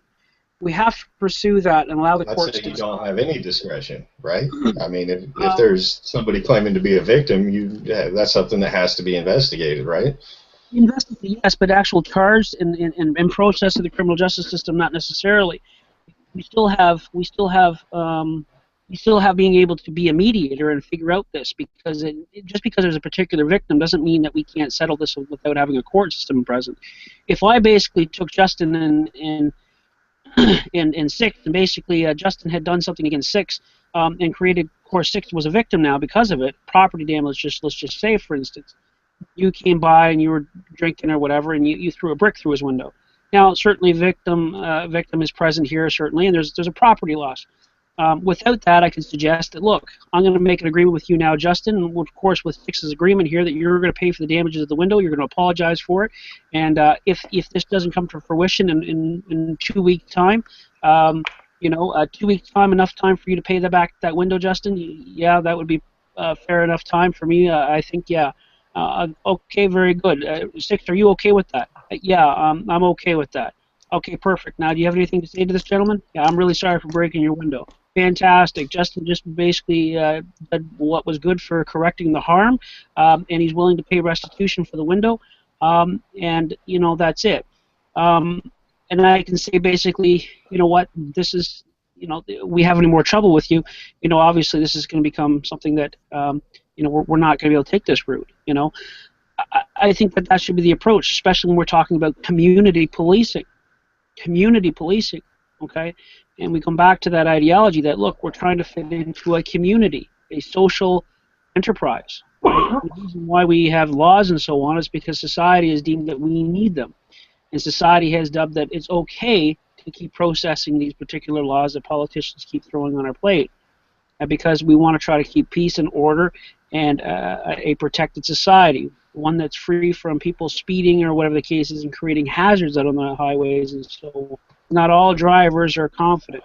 So this is why they do that. Now, the monetary aspect of it is of course seen as a punishment to try to curb people from doing it. Look, people, we do these things out of fear. It comes right back down to our children, for instance. Respect is gained from our children. It's not just because the love that we give them and so on. There is a respectable type of fear there, but it's done in a manageable, and it certainly should be done in a manageable way. My kid, basically doesn't tell me to go fuck my hat because he fears that there's going to be some kind of consequence. Now, does he fear for his safety or his life? No. But he does fear that there's going to be some kind of punishment that comes with that, or a reprimand of some sort, something that's not going to be in his favor personally. And then this creates, well, some could call it control, but I call it respect.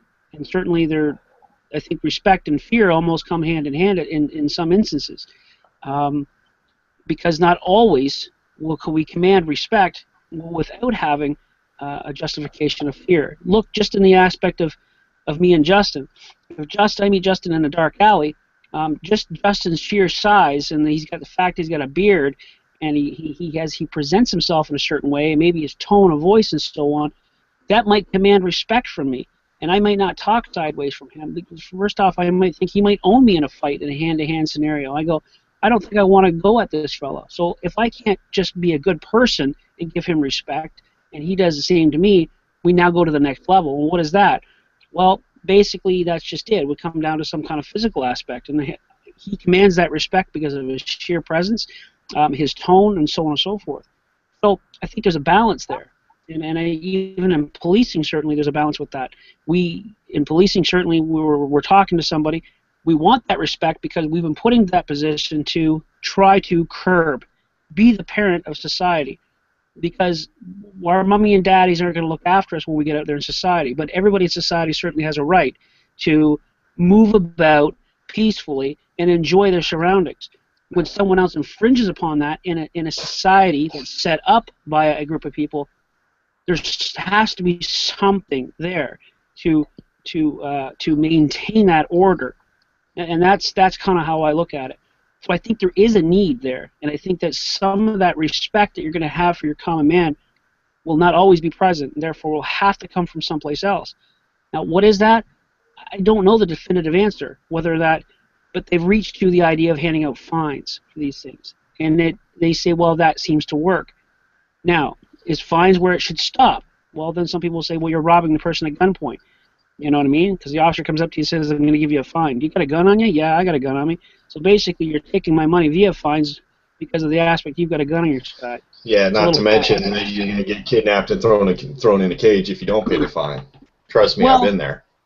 Right, and there's that other aspect. So, and then if you resist that kidnapping, they're going to kill you. Hence how all laws, even fines, end up with the threat of you getting murdered by a cop.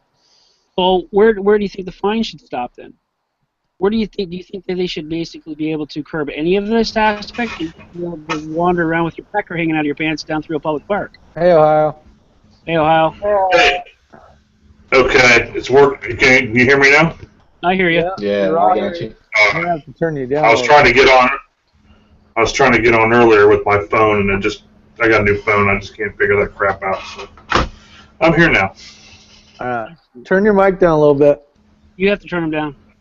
I do? Okay. Yeah, go to the control panel and just turn them down a little bit. Which is great, because normally we're having to turn him up, so this is awesome. You got power boosted somehow. Now you can definitely hear him, which is awesome. I don't know. I think that, I think Justin's right. I think we should probably get rid of all the arbitrary bullshit, quite frankly. It just leads to other bullshit, which is no good. Yeah, but all that is taxpayer, just money, just to get money, basically. Well, it's, to get money, revenue, and so what? So what? To throw it away by keeping them in prison? That doesn't make fucking sense. No, but all the bullshit, all the bullshit stuff that he was talking about. It's all just to get revenue. They're privatized systems. They're privatized systems. They throw them in, and of course that generates some revenue, right? Round and round we go, right? And I think we should still fine him, Justin, for sure, and let everybody else know. Thank you. But that's just a personal thing I have with Justin. But I seriously, I already went to Arizona and I applied to be a cop. They wouldn't let me. They said, you're not a U.S. citizen. I'm like, damn. So how long do I have to be? And they go, well, what do you want to be a cop so bad for? I said, well, look, there's this guy here, 420 Homestead. And they went, oh, Justin, yes, yeah, okay, no problem. We're going to try to fast track that for you. I said, thank you very much. I appreciate it. Yeah, we just want him. That's it. That's it. I just want to come down for him. So they're going to give me a special.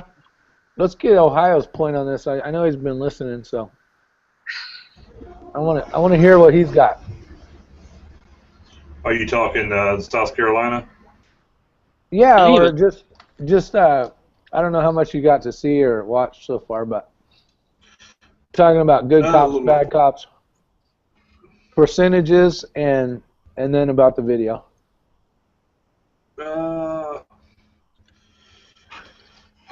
Well, percentages. The percentage is hard because I'm under the impression that, there are good cops out there, but they kind of get buried by the bad cops. Yeah. Because of the threat of losing your career, the threat of not having backup, the threat of everything, because if you cross that line. You know, if you stand up against the bad, then so it's almost like you get suckered into going from a good cop to a bad cop. That brings up a good point, Ohio. I totally understand what you're saying, and if the people out there don't say you are that good cop, right? And you've been showing all the other guys, hey man, you guys can't be doing this shit. Well, guess what? When you need backup, you're not gonna get it. Yeah. I don't know. I mean, I do agree with Justin to a point with the, you know, we do need police. We do need to have someone investigate crimes and hold people accountable for said crimes. I don't really think, you know, I like the idea of having the police like the fire and EMS, you know. Let them, when you call them, they respond. But as far as sitting on the side of the highway, waiting to collect revenue, I disagree with that. I think they've got way out of hand with what they were created and meant to be, and now, you know, they went from, you know, securing the peace to, you know, collecting the revenue. But as far as the video in South Carolina, I mean, I have a problem with a 33-year-old man not chasing after a 53-year-old man, knowing damn well he could have caught him within 15 steps to just unleash, you know, 7 rounds right off the bat, pause, and then, as I see it, that 8th and final round was probably the fatality round. So, and as far as, you know, I tuned into an earlier chat. I'm not going to say who it was or whatever, but it was like I was in there for like, you know, I wasn't in the chat, but I was listening to it for like 5 minutes. I couldn't take no more because, you know, we got to the point where it was they were talking about it was a stressful situation, and, you know, he has every right to take that taser and move the taser, you know, and we're like, what? He's not moving it to secure it. They're talking about he secured the taser by moving the taser. No, he moved the taser to taint the crime scene to make it look like he was, you know, I don't even think he noticed he was being filmed. You know, 10 years ago, 15 years ago, that would have went, that same scene would have went, oh, justified shooting. He tried to take his taser from him, and he shot him. So therefore, bad criminal, good cop, he gets to go home to his family, blah, blah, blah. But now in this age of technology, everyone's got a camera, you know, no matter what, in their pocket with their phone or whatever, or camcorder, or on the side of buildings. There's cameras everywhere. So you can't get away with everything like they used to. And I think, you know, how many times did he get away with stuff before he got caught on this video? And most people, I think, I'm not positive, but I think that he was real justified before the video came out, and then the video came out, and it was like, oh, we better charge him with murder. So well, see, I'm not sure if that's true or not, but I heard. I can't remember who brought it up. General Branner talked about the person. I can't remember who it was, but it was a great point. Why didn't he wait a few days to bring the video out to see what was going to happen? To, you know, if there was no video, how far they would have gone to? Yeah, for sure. You would have definitely caught him in a lie. Yeah, you would have caught him in a lie. The cop would have definitely been lying about what happened, and then that would have been one more charge you could rack up on that fucking thing. And the point, back to that one point of that officer that was sitting there that watched him place the taser next to the victim, what would his report have said? That's a good point. You know what I mean? That's where it's hard, because to be a team player in a brother and sisterly kind of atmosphere, because you are depending on your fellow brother and sister to protect you, just like in the fire service, you know. But it's like, how far will they go? You know? He might have, you know, 60 might have, that big boy there, the other cop, he might have said something to him. He might have said, you know what, pick that shit up, put it away, right? Yeah. He might have done the right thing. We don't know. We can't hear everything there, right? I mean, Exactly. I'm just saying. He might have been one of the good cops going, you know, Scott, you fucked up here, man. Pick that shit up, put it back in your fucking holster. You know? Look, there's a guy over the fucking fence. You know? He picked it up, put it in his fucking thing, and he right? And he looked at it. And he's, you know, and Scott's sitting there going, oh, I messed this shit up. And he let under his breath, yeah, you messed this up. You know? Yeah, but see, the thing is, he goes over and handcuffs him, which, you know, people are making a big deal about the handcuffing. That's policy across the board, across the entire country. It is here too. You have a suspect. You know, you don't know if he's armed with something in his pockets or something that he's laying on. You cuff him, and then you know, seek medical attention or treat him for what you can treat him for. But he cuffs him and runs over back to where they originally had like a little, I don't want to say scuffle because they don't show anything on the video except for the guy pulling away from the cop. You know, it looks like he pulls away from him with like, he had like a really weak wrist lock on him or something, and he pulled away from him and took off running, and that's when he pulled the gun out and shot at him. But he went back to that spot to where he was standing with the individual, picked something up, which I'm going to probably guess it's the taser everyone's talking about, picks something up, runs back over, and then drops it next to the guy, to the body.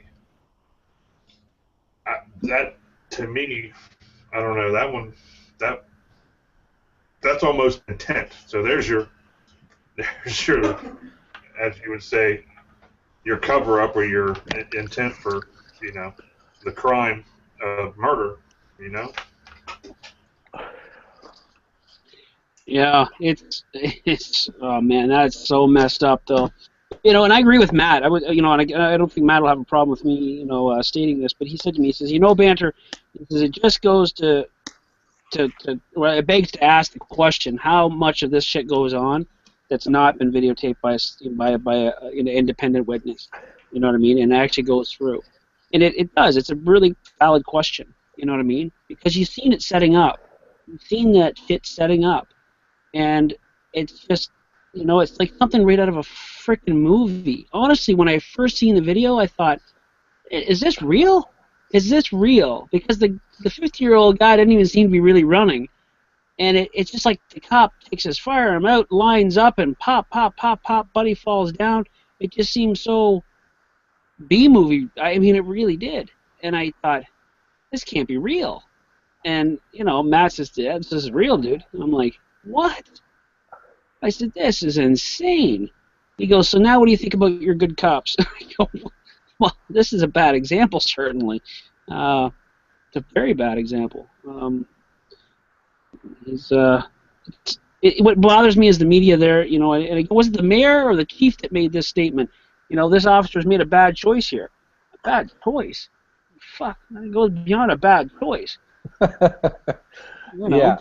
Well, that's about the best words you could come up with, being the chief of police. You know, you got other officers that he's probably trying to, you know, other officers showed up to that scene. So is this going to be over with just the one officer, or are they going to try to bring in other officers for perjury or trying to cover up the crime or what? You know, there could be other officers, so they're treading real lightly on what they say, but right now you got video evidence of a crime in process, so you better at least do something about that one.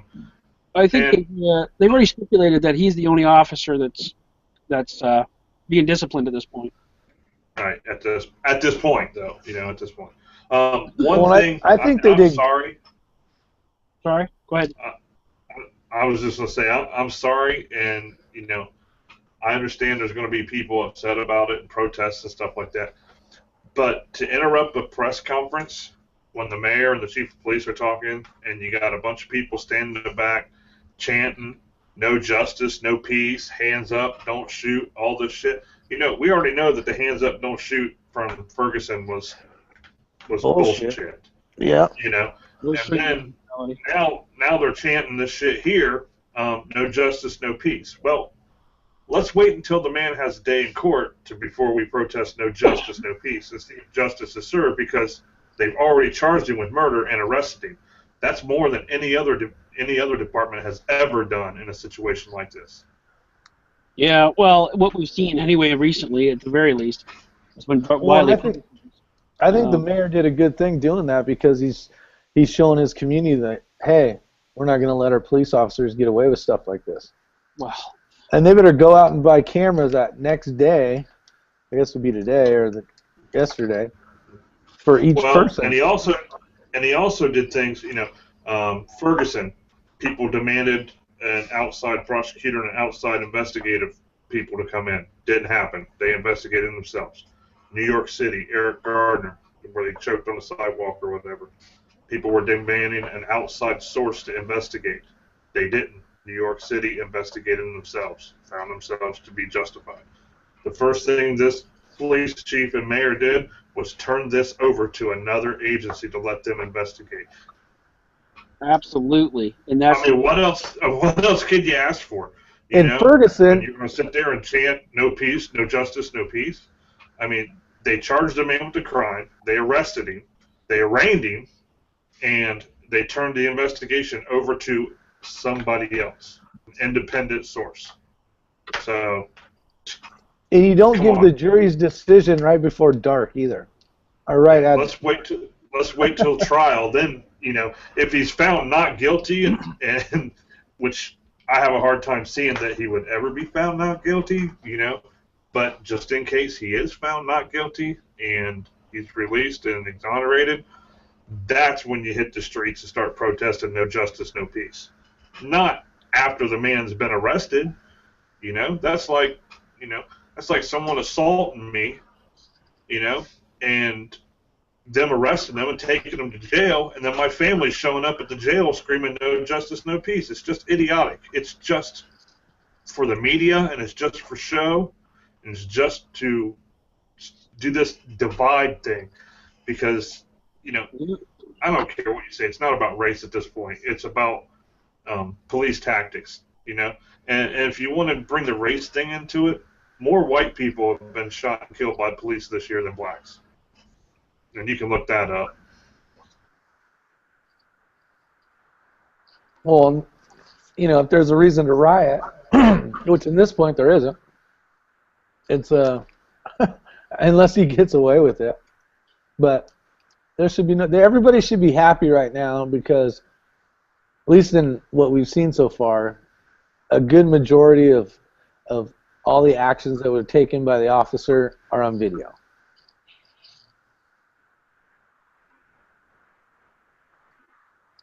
Yeah. You know what I mean? I think that, to me, I think that this. I would strongly suggest this cop's going to get he's going to get the max that the system can give him for I don't see how this could even be like I said before, justifiably, there's no frickin' justifying this. None. Zero. There's just no way. I would be shocked, but I think that the best this cop could hope for was criminal negligence. And I don't even think he's gonna get that. There's just no way. The jury of his peers, they're gonna frickin' hang him, and certainly they could. I've already heard people talking about the fleeing felon law. Yeah. That was ruled unconstitutional back in 1985. So he wasn't a felon. It's a lawless. How was he a felon? It's a lawless. Didn't he have a warrant for child support? Yeah, but the cop might not have known that. If the cop knew that prior to chasing him, maybe, but not if he didn't know that. If he didn't know that when he got out of that car, and he was not a fleeing felon at that point. That was something that I said before we went on air, and there's no way I could back that, because you can't. But you're not a felon for owing child support, though. I mean, that doesn't make you a felon. There's a warrant for your arrest on that. I'm pretty sure the fleeing felon thing was at least supposed to pertain to people who have just committed a crime. Not, oh, he's a felon, he fucking committed a crime, several months back, and he skipped out on his probation officer or something like that. It was, oh, this guy just fucking held up a, convenience store at gunpoint, so now we got to chase him down. I don't think it was originally meant to be for warrants and other things like that. Obviously, that's what it turned into. You're talking the law or the actual incident? The law, yeah. The law. I think that's what the law was meant for. If you were in the process of committing a felony and you were fleeing from it, yeah, exactly. That's what that law was created for. But then, like I said, it was found unconstitutional back in 1985, I think. But fleeing is probably a felony already, so, I mean, just the act of running is committing a felony, so, I mean, anybody who runs deserves to be chased at that point. But he wasn't fleeing, what? Well, after the fact, he's so told him, he says, you're under arrest, get on the ground. He never had control of the subject, so therefore he never had him in custody. Therefore, so what? Because he was already told that he was under arrest, he's now fleeing a lawful arrest, therefore that makes it a felony. Is that what you're telling me? No, I'm not saying that. I'm just saying I've heard the people are already arguing the fleeing felon, just like they argued the fleeing felon law with Mike Brown in Ferguson. But he wasn't fleeing. Yeah, he was attacking. He was attacking. So, I don't know. There's, no matter how you throw this up in the air, it all lands bad for this guy. Is the way I see it. I don't think there's. Well, it should end bad because it ended bad for the suspect, didn't it? I mean. Right. Yeah. Yeah, he definitely got the short straw on that deal. Yes. And I really hate to sound like a hypocrite because it's a man died from this, but he also I'm not blaming him at all. I'm not blaming him. He didn't say he ran. But if he wouldn't have ran, he'd still be alive. And that's not an excuse on my behalf. I'm not trying to justify this in any means, but everyone's got to be responsible for your actions. You got to think about things before you. It's not the point that I'm going to run and get away from this cop. You might be thinking nowadays is if I run, is he going to shoot me in the back as I'm running away? So I better not run. That's what we should be thinking now. Not I bet I can outrun this fat cop. People will be thinking that now. You got to shoot him first, then leave. Yeah, the problem is that again, it comes into that normalcy bias, right? And it is a good example of it. And I'm not trying to target you, Ohio, and I understand what you're saying. You're right, but it's almost like they're forcing us to come up with that normalcy bias and adopt it as being, it's okay. It's okay to think that you shouldn't run from the police, otherwise you could get shot in the back. It's almost like they're trying to program us to make us think that you comply or you die. It's that simple, and it shouldn't be like that, certainly. And again, I go back to stating it. Look, I wouldn't have chased the guy. I just wouldn't have got out of my car and chased just because he's fucking running. And I've done this. Yeah, that's just because you're lazy, though. What the fuck is and again, see, Hey, because Eric I wouldn't have chased him either. Justin thinks that every bad guy should be chased after and fucking shot. But my point is that I think that every bad guy is not necessarily a bad guy until I can prove him to be a bad guy. He's running from the scene. Is he running from something? Well, probably, but I don't know what it is at this point. So why am I going to chase him to get into a scuffle with him? He's running from an armed thug who's fucking threatening to use violence against them and fucking kidnap him, take him away from his family, and lock him in a cage. That's what he's running from. Well, yes. Or it could have been a ticket, and he could have been on his merry way. Or a fix-it ticket. Shit, he probably didn't even have to be. No, but you know what? If it is turning out that there was a warrant for him because this state decides that their warrants go out for not paying your child support because they don't want to support the woman on welfare, so they say you're going to pay your support, so we don't have to, and she's not going to be a burden of the state. And this is why we set out this way, so we'll put out a warrant for your arrest to hold you to that responsibility, certainly. We don't care if she kicked you out of the house because she liked getting knocked about with two other freaking guys. We don't care what that situation is. There's so many fundamentals there. But I I don't know, man. I just think that it was Well, stupid. you know, like you said, you wouldn't have chased him. I probably wouldn't either because, you know, I have one key thing in my hand. I had his driver's license. I had his identification sitting in my hand while I'm running his tags or whatever, running his ID. We know He's who off a run. Yeah. So I know who he is. I know where he lives. in I 40, could call in. I could call in 5 other officers, and we could go to his house and get him there the next night. You know. Ohio, that's exactly why my ID has an address on it from basically the house where I grew up as a kid. Right. So that's I'm fucking 420. damned if I'm gonna be put my current address on a goddamn ID. Fuck Right, that. 420 Homestead, is it? How do you spell that? Homestead. H-O-M-E-S-T. And you said Yeah, Arizona. that's actually my street address. Yeah, that's my street address. You can find me there. 420 Homestead. Yeah. Homesteady. That's a tickable offense, just to let you know. You got 6 days to change that address on your driver's license. Otherwise, that's a summary. That's a summary offense. No, I don't even carry a fucking state ID. I carry my passport because it doesn't even have an address on it to begin with. Well, as long as you don't drive, there's no problems. Well, fuck that. I have the right to travel. Not on my tax-paying city street, you know. Blaze your own I trail. might have paid taxes once or twice. I don't know. I forget. Blaze your, That's too high. blaze your own trail. That's right. Just drive on the side. Yeah, blaze your own trail. Get off the sidewalks too. Officer, I was going down the shoulder because I'm not supposed to be on the taxpayers' roads. Or just Very get, good. Free to go. Just I get like every that. property owner to sign saying you can drive through their yard and you'll be good. Hang on, what's the city Farmer internal? Brown down here didn't want you to, so I'm gonna have to get you on a trespass. Yeah. Yeah. And property damage for ripping up their lawn. Yeah, and you hit that mailbox too. And that mailbox is that's a federal offense. That was a street sign too. Now this comes I'm back. trying to figure out what P NASCAR is saying. Use of force continuum is always to be used. He / was running away and was not / the officer was in danger of loss of life. Look up force continuum. Use of force continuum starts with your voice, then your hands, then your non-lethal. Yeah, what is he then talking your about? lethal. I have no idea. I don't know. I mean, Use of force continuum. Yeah. So what about it? I don't understand what he's talking about. I'm not either. I'm just trying to look at the.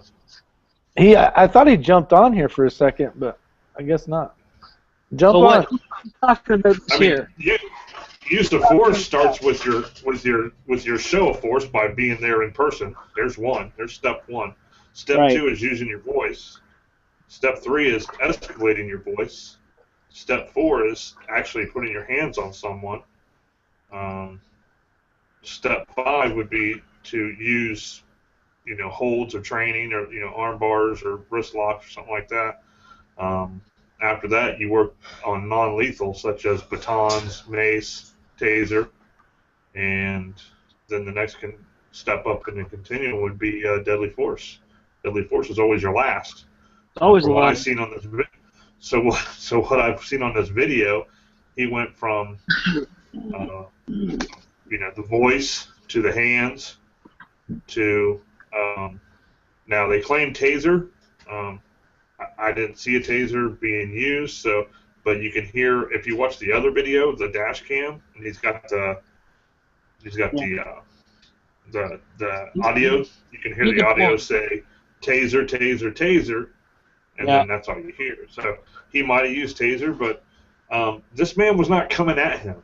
He was running away. So the use of force continuum is once they start to run away, the use of force continuum is thrown out the window. There's, it doesn't apply to someone running away. It applies to someone not complying or someone who is fighting. Right. Yeah, And I'm pretty sure that was his point with bringing that up, is that he had no reason to use force because the dude was running away, right? Right. I hope that's what he's trying to say. There. Yeah, I'm pretty sure that was his He point. said a man running away is not deadly. Okay, I just might have been looking at it wrong. How I was reading it, I don't know. Yeah. It's 3 o'clock in the morning, guys. So. Yeah, you know, in the use of force continuum where I come from, certainly, in the very middle of it, right? And in the use of force continuum, it's always officer presence is clearly all the way around in it. And in the center, of course, it's talking about assessing. We're always assessing and reassessing this situation. So when that individual, whatever, if it escalated up to the point of almost being able to justify lethal force, and if it discontinues, right, and there's a rescinding of that threat, you're right. The use of force continuum almost goes out the window, but we still have to understand that it's still very much in play. The officer has the ability, of course, to still communicate with the individual, potential to run after him, continue that chase, certainly, and you know, assessing the situation, and again, using tact. He could have basically got on the radio and said, you know, suspect is now run. I've been disarmed of my taser. You know, I'm pursuing now. My taser's at this position on the ground. I need that secured, please. You know, and continues to run after the suspect. I mean, there's just, I don't understand that. To me, it was like, fuck it. I just don't want to. I'm just going to shoot this guy. You know, to me, that's what it looked like. It just did. It's like. Oh yeah, it was like haphazard. Like I'm going to just draw. I'm just going to pull my gun out and casually. I mean, he was in like his Weaver stance, and he just took it nice and easy and pulled up on him and aimed him down and just boom, boom, boom, boom, boom. It didn't look like it was it looked like he was shooting cans at the carnival. You know, it didn't look like he was. I wouldn't be surprised if every freaking round hit him, because I mean, he was so relaxed in his stance. It was just bang, bang, bang, bang, bang. I'm like, oh my Jesus, look at this nonsense. I'm telling you, I think this guy said, I'm going to shoot this guy, and nobody's going to know the difference. I'm going to go drop this taser down beside him. I'm going to run back, grab the taser, drop down beside him, and my officer buddy here is going to cover me, and everything's good. And his officer buddy come up and said, you know, Scott, pick up the damn taser. There's a guy over there videotaping. He goes, shit, you shitting me? And he picks up the taser, puts it away, and he casually looks over, and there's Buddy, and he goes, oh, Jesus. And he goes, Scott, you just fucked up bad. You know? I think that's honestly probably what took place. Honestly. You know, somebody mentioned to me the other day they wouldn't be surprised if, you know, if it turned out to be later on that we find out that he was part of KKK or something. And I was like, oh, wow, wouldn't that just be a nail in the coffin, you know? Oh, Jesus.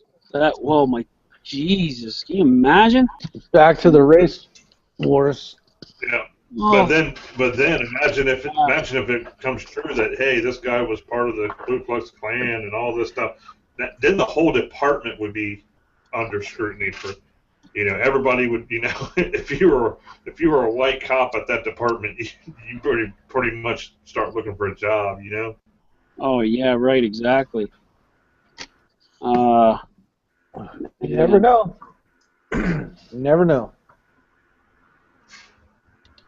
Well, the department should be under scrutiny now anyway. This wasn't his first offense. I mean, it was the first time he killed somebody. But it wasn't his first offense of unnecessary force. And what kind of training and psychological,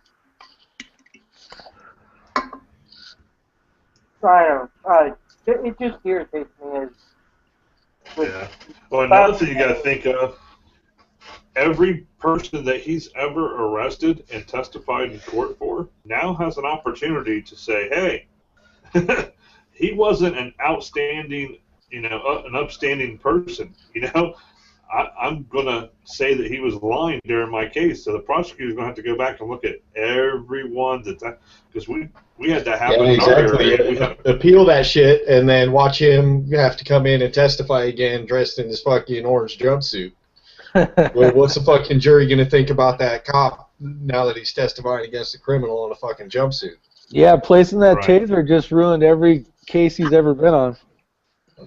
Right, we had that happen where I was from, the police officer, you know, he got caught stealing a bunch of county property and stuff. And, you know, basically once he was convicted, people started filing appeals, and the prosecutor, like, went back and dropped everyone's charges and, you know, restitution for everybody that, you know, was convicted under this officer's, you know, watch or whatever. Yeah, I don't know. I see relevant because of the fact that it was a white cop and it was a black suspect. So I understand the relevance of putting in, you know, placing the race in this again. But again, the mainstream media just drives it home once again with this particular case. And again, I think that it's wrongfully placed in this situation, and in any situation for that matter, unless there's evidence to support that aspect. And in this case, we don't know that. We don't know the mindset of the officer. If he said, I'm going to shoot this black guy because he's running away from me and he's no good and that's just the way it is and I don't care. Well, if you know, if you can prove that in a court, well, then I guess then you can go back to race. But I don't know. That's what disturbs me about it. But you're right. They're already starting it, right? Hands up, don't shoot. You know, I just, you know, please. You know, I don't agree with that at all. You know, because you have to take that case by case. You know, no peace, no justice. You know, or no justice, no peace, whatever the saying is. Well, right. You know, so far they've been on top of the justice thing. They arrested the man. They charged him with a capital crime and arraigned him already. So I just think it's, you know, I think they're trying to go. The race cards already showed up, you know. And I don't think they have a leg to stand on the race part. Not on that case. If there's a bunch of people that riot because of this shit, they're just all idiots. Unless he gets away with it or whatever.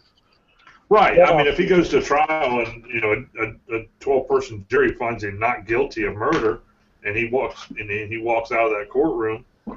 Yeah, there's gonna be fucking rioting all over. Then you hit the streets, but you don't hit the streets the day after they arrest the guy. Yeah, exactly.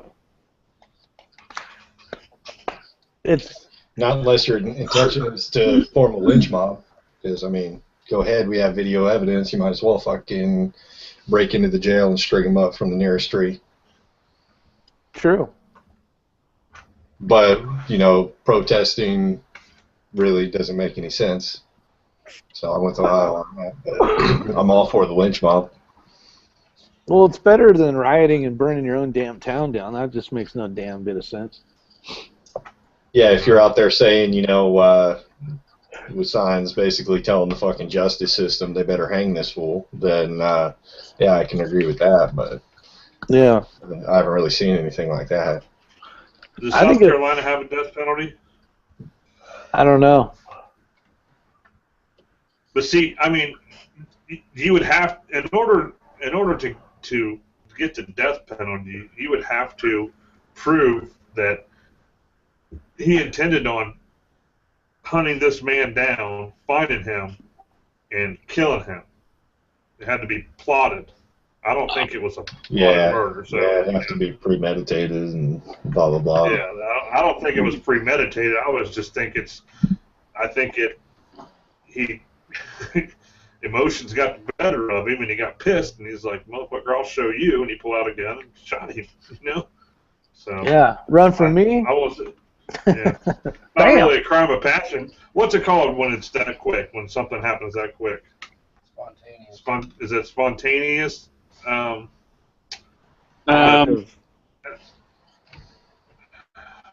Reflex? As far as the law goes. I'm not sure. I don't. Trigger finger.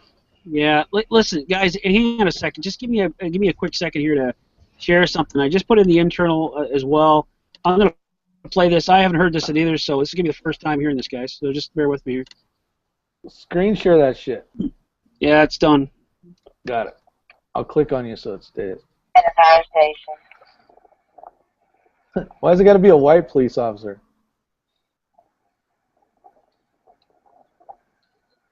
Now this is the synced scanner.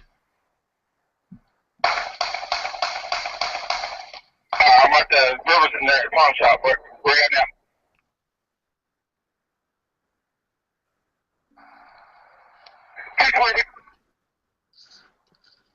That's working well. Hang on. It's all right. The synced. Get that shot fired. Have you get down?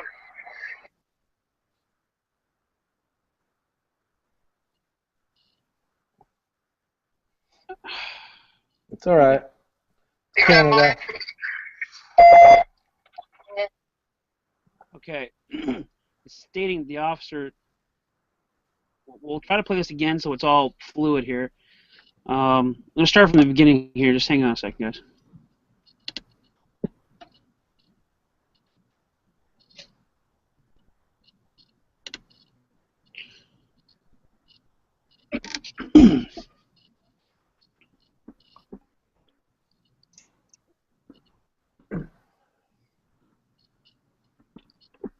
At a fire station.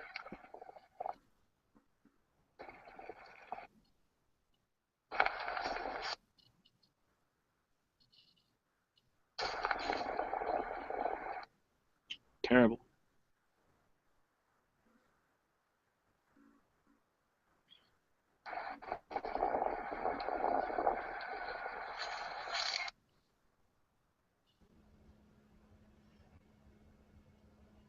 Where'd you get your internet at, Kmart?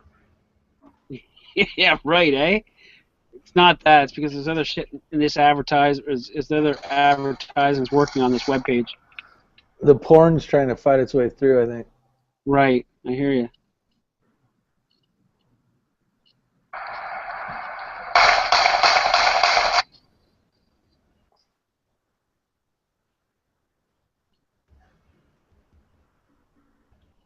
Did we ever get a count on how many times he actually got hit?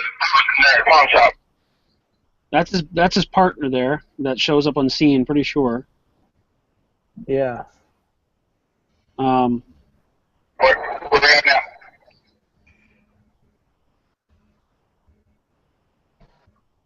Yeah, we need a transcript of that audio, man. 'Cause, Have you get down?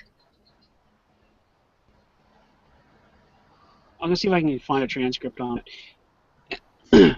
Apparently, You got my taser. I heard he grabbed my taser. yeah, Yeah, he said shots fired, subject is down. He grabbed my taser, exactly. and then the dispatcher repeated, he grabbed your taser, shots fired, blah blah blah, and then, as we see from the video, he goes over, handcuffs him, goes back, gets his taser, throws his taser over by the body, and says, "Oh, you know." Right. And what kills me is, like you said, the guy said, "Hey man, you fucked up. Pick your taser up." You know, they shouldn't have picked that taser up at all. That should have been part of the investigation. That taser, you know. The taser should have been back on the ground with Buddy. If he had fingerprints on it, it should have stayed right there. You're absolutely freaking bang on correct. You know, and again, it could very well be the guy grabbed his taser, right? He fired it, and here, if you look back, Ohio, I don't know if you can see it or not, but if you look back on that video, you can see when the suspect flees, the wires are with the suspect, whether he has them in his hands, whether he grabbed them and pulled them off of himself, whether they were attached.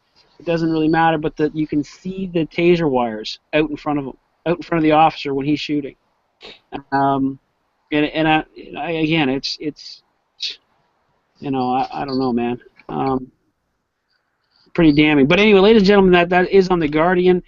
The UK edition where I found that Walter Scott shooting footage synced with police scanner audio, plus the video, and you can watch that with your better internet, obviously. But so yeah, that's where I found that. But Oily Prepper's saying that he got shot 5 times. Well, I'm sitting here watching it, and I see the cop drop the taser. I don't see it looks as though he throws it. The taser. No, it looks as though he throws it. He throws it behind him to clear the taser to make room for his firearm. That's what I see too. Yeah.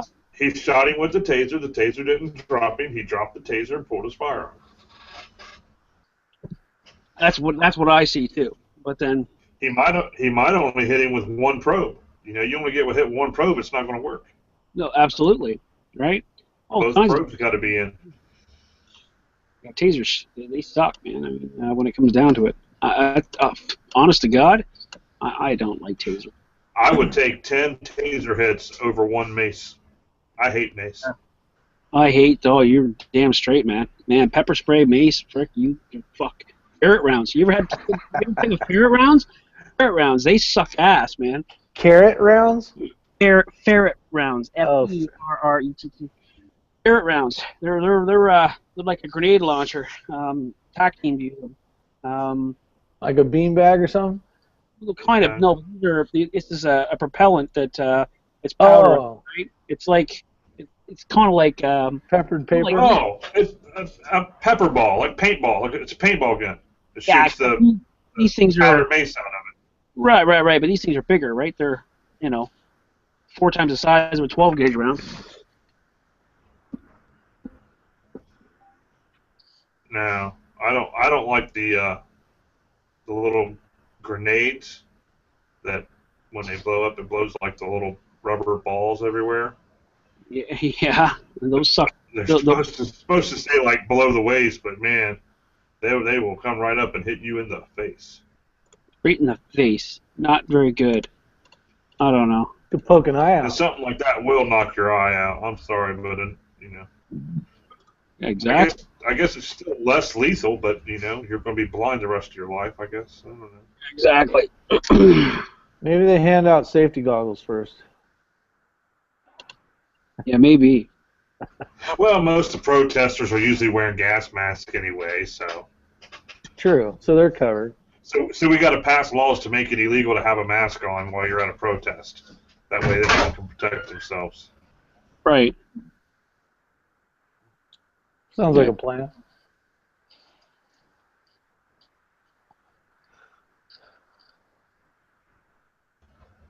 This whole thing wouldn't have happened if Justin would just pay his taxes. No shit.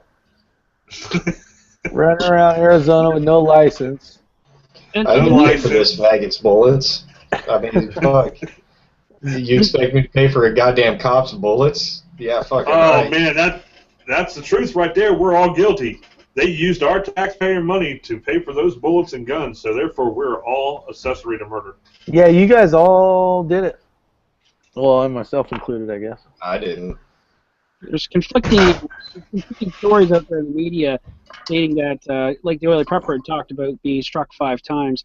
I'm trying to figure out whether or not they've released the information stating that he was struck 5 times out of the 8 rounds fired. There was definitely 8 rounds fired. 8 shots. Okay, a video shows Officer Michael Slager, who is white, firing 8 shots at a 50-year-old Walter Scott, as Scott has his back to him and is running away. Scott, who was unarmed, was struck 5 times. Man, I'd be surprised if he was actually hit 5 times, because cops are notoriously bad shots. Dude, how the fuck he didn't connect with all 8 shots would be beyond me, considering he started at frickin' 18 feet. You know what I mean? And as he went out, his shots would have been lined up fairly well, you would think. But then you're right, I suppose. You just gotta lead him. Gotta lead him a little bit. Yeah. Plus, CNN, the idiot ran in a straight line. You know you're supposed to zigzag when you get shot at. And you're supposed to bob and If weave. he would have zigzagged, he wouldn't have fucking got shot once. He was 50 years old, so he probably thought, as 50, he had to lead him a little bit, but he probably let him too much in the first couple of shots. And then, Yeah. you know. I don't know. It's a If shame. it was a 17-year-old kid, he would have got him with the first shot. Yeah. Right. We're CNN. all going to hell for this conversation. You know that, right? Yeah, right, exactly. Yeah. I think I can feel the heat turning up already. Just a little bit. Let's jump out and say hi to everybody. See who's here. We got Johnny Master at Arms done. We got Jabobo 2320, the Oily Prepper, a day late. Jack of all trades is still around. Animal Doodles. Jerry Pruitt, PNA or PNA Scars. I hope I'm saying that right. I guess you could say it a few different ways. That's penis scars. Penis Scars. Ah, thanks for the help. Who else we got out there? Gear Grinder 19. And this 420 Homestead guy, man, he's just blasting these guys in this comment section. I don't know who that guy is. Oh, Justin, I don't know who that crazy guy is. For being a little lying piece of shit. Oh, shit, I started it on the That has nothing to do with this chat, so all I got to say is, Skywarp, fuck off, you lying piece of shit. Get the fuck out of here. I don't want to see you around because I'm going to run you out of every single fucking chat I see, you piece of shit asshole. I'm just glad you're holding back, because if you weren't holding back, wow, we'd have to censor this thing. Biddy Boo Brown, she went to bed a little bit ago, I think, but great lady, if you guys don't know her. I think I got everybody. And then, of course, on the panel, we got Don, we got Justin, 420 Homestead, the General Banner, and Ohio Wolverine. Thanks for jumping in the panel. Appreciate it. Yeah. Yep, yep. Yep, yep. You know, another thing that hasn't really been raised, if he only got hit 5 times, that looks like a residential community area. The cop is shooting, and there's 3 bullets that aren't accounted for. I mean, I'm sure eventually they will be, but just the stupidity of the act of firing your gun, Well, if we don't hold gang members accountable for the bullets that they shoot that don't hit their target, then we can't really justify holding a police officer accountable for his bullets that don't hit the target. I mean, you know? True. No, I'm not saying that. They're not trained, though.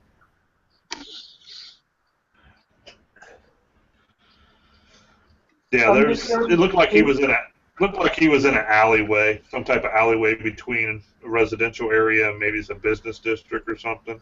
What I'm thinking. So, Ohio, so you're saying free range days for gangbangers. Free range days for gangbangers? Is that what you're saying? So they get more proficient at the fire? Right. That way, when they do a drive-by, they actually hit their targets instead of hitting innocent people that are just sitting on their porches and stuff across the street. I think you got something there. I like it. You know? I don't know. Yeah, I consider this guy to be a gangbanger anyway. He's part of the fucking legalized gang. That's all it is. He's part of a legal gang. No fucking difference. Apparently, CNN has it here, and it must be in that radio transcript, and it probably is because it looks as though that secondary officer that arrives on scene was relaying to dispatch to relay to paramedics where the shots were, because it looked like he was inspecting Scott who was on the ground, and CNN has it here, so you'd have to listen to the which I'm going to listen to the radio traffic there, but it says basically that about 90 seconds after saying that Scott grabbed his taser, the officer described Scott as unresponsive and having wounds to his chest, right thigh, and buttocks, according to the transcript. I don't think it was. It makes it sound like Scott was the one who describes this. I don't think that's the case, but I'll have to listen to it, I guess, and find out. Ohio, can you try it on the non-Canadian version of internet? Mine won't work for some reason. I think I have to update. I put the link in the interior. Grab the link. Try to screen share it. No, my screen share won't work that way for some reason. I don't know why it won't. Just play the audio. We'll be able to pick the audio. There you go. Let me unplug my headphones and I'll play the audio and see if that works. Yeah, see if that works. I'd ask Justin too, but I don't even know. I don't even think he can get on video, can he? Okay, here we go. I'm gonna play it. See if it works.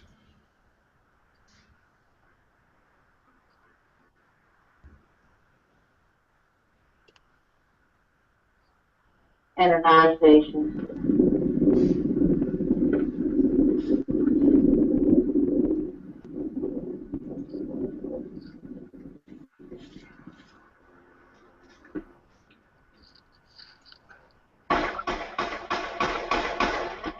I'm at the Riverton there, pawn shop. Where you at now? Come on, get back, shot fire. Somebody get down. You grab my taser. Dispatch out of 223, shot fired. He grabbed your taser, subject is down. At 938. 34 copies on the route. 934, 938.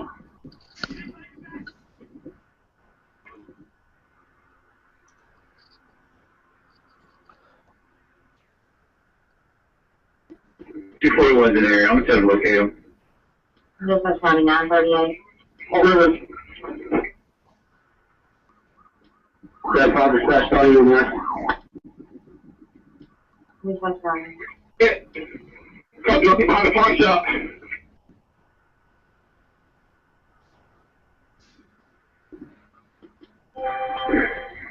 Come on, you get back. I need to come on, vehicle. 223. Alfie, where's your vehicle? Remount Dakota was the location of the stop. 241 dispatch, and where the vehicle is advanced over. I-241, Karen's vehicle at advanced on 223 and 10-4. Everyone 10-4, something suspect. These will come behind the squad shot when they can't.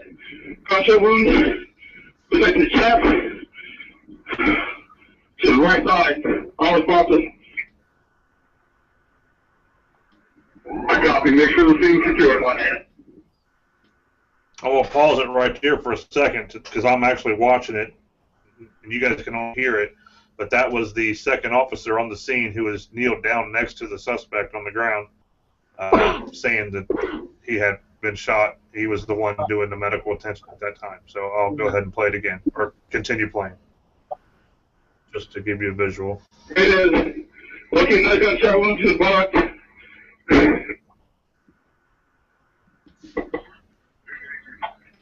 confirm location of the gunshot victim. We're behind the pawn shop. If you see my car next to Daryl's, we're behind the pawn shop in the grassy fields. You're referring to Mega Pond on Rivers? Sure, Mega Pond. 5654 Rivers Avenue. Dispatch copy at 940.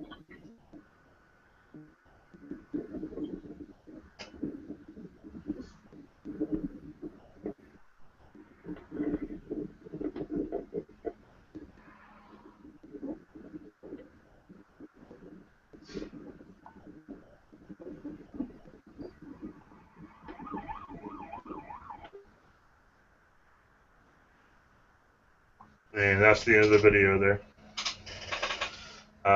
But it was the second cop on the scene that was... And a fire station.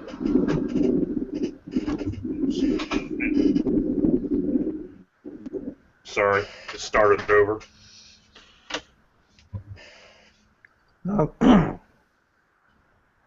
Yeah, it's oh man, oh man.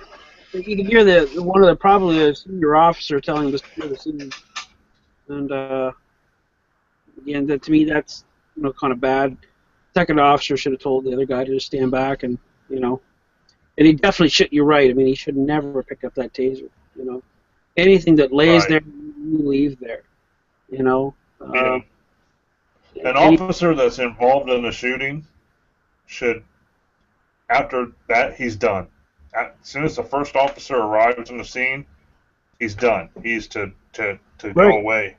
No matter if he takes command of the scene, right? It doesn't matter what his rank is. He takes command of the scene until a senior officer relieves him of that scene, and even then he stays on scene and questions, right?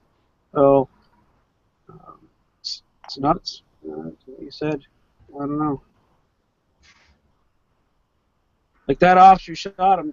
Technically, especially once even the fact is that up here, we would even still try to save the life of the individual. Until a second officer arrives, even then we'd still assist in that operation. And if a third officer arrives, we would then disengage completely, right? Because you're going to be trying to...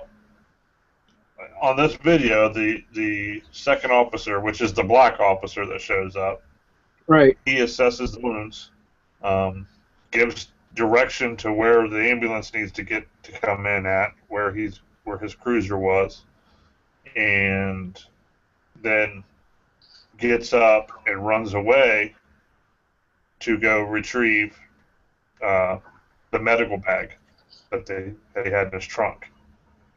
So Yeah.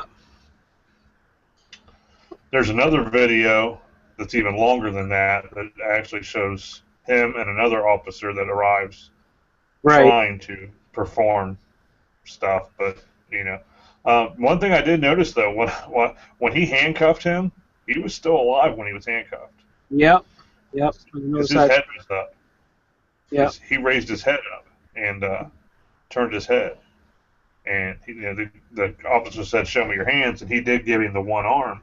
And then that was cuffed, and then the officer cuffed his left arm, and he had his head up, and then he laid his head down. That could have been his last breath that he took too, but who knows? But he was still alive when he was being cuffed. Again, I don't know. I think that first and foremost, I probably would have put the gentleman in the I would have put the suspect in the recovery position at that particular point, and still been able to assess his back, allowing that pressure to be taken off his chest. And the other thing is, you still want to see whether there's exit wounds. So again, cops, they don't have the greatest frickin' first aid treatment or training, and I get that, but nonetheless. Well, Gear out in the chat said, "Did you have to mention that the second officer was black?" I wasn't mentioning that he was black for the purpose of him being black. I was mentioning him as black because everyone that was watching this knows that the officer that showed up, the first officer on the scene after the shooting, was a black officer, and I was just letting people know that's the officer that was doing the medical treatment and taking over the scene.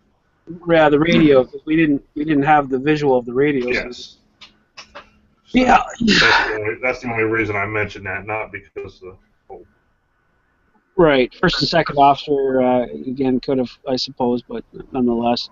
Ohio, you're just racist. You're just trying to race bait the whole thing in by saying something. I'm just trying to race bait it, Yeah, with the black. Ohio. It was a black cop that tried to give medical aid to the black suspect. Oh, that's. The white cop just stood there, did nothing. That's right. But No shoot. justice, no peace. Hands up, don't shoot. He was given direct pressure, Luke, on using the ground as the Curlex and bandaging. Right, I noticed that. Yeah. That's a new trick they use down there. Yeah, it looked all new to me. Yeah. Look, I wiped my ass better than these guys were freaking applying pressure. I'm just saying. Now, see, they really should have just put their knee on his chest. I mean, there's a fucking exit wound on the chest there. They really should have just put their full weight of their body on their knee on his chest. Maybe put a taser in the holes to plug it up so the blood doesn't come out as easy. And maybe that's what he was going to do. He was going to use the taser to help with pressure and fill the wounds, but he never got to it. The officer actually took his extra clips out. You know what I mean? Yeah. His clipazines. He took his clipazines out and was just popping freaking 9mm rounds on Buddy's back, and the other cop was taking the live rounds and stuffing the holes to stop the bleeding. I'm pretty sure that was. Yeah, I'm pretty sure the taser thing's right. I'm pretty sure you can use an electric current to cauterize the wound. So he's probably he was going to cauterize the artery right there. See, he was trying to save his life. I just want to know, did the officer do a mag dump and a mag change up? Did he? I don't know, because that would have been probably proper procedure and protocol too, wouldn't it? Yeah. Well, he wasn't very good at the proper. It would have to be. He only shot 8 rounds, so that'd be a tactical reload if he did that. That's true. Yeah, right. That'd be just in case kind of thing. Tactical reload for sure.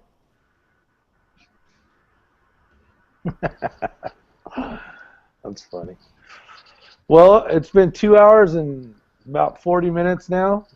So in I don't know, another 10 minutes or so, we'll wrap it up. And that way you guys on the East Coast can go to bed before, what, 4 o'clock in the morning? What time is it? Yeah. 5. 5? Yeah. So it's time for you to wake up soon, Luke. So just call it an early alarm clock. That I said, you know what?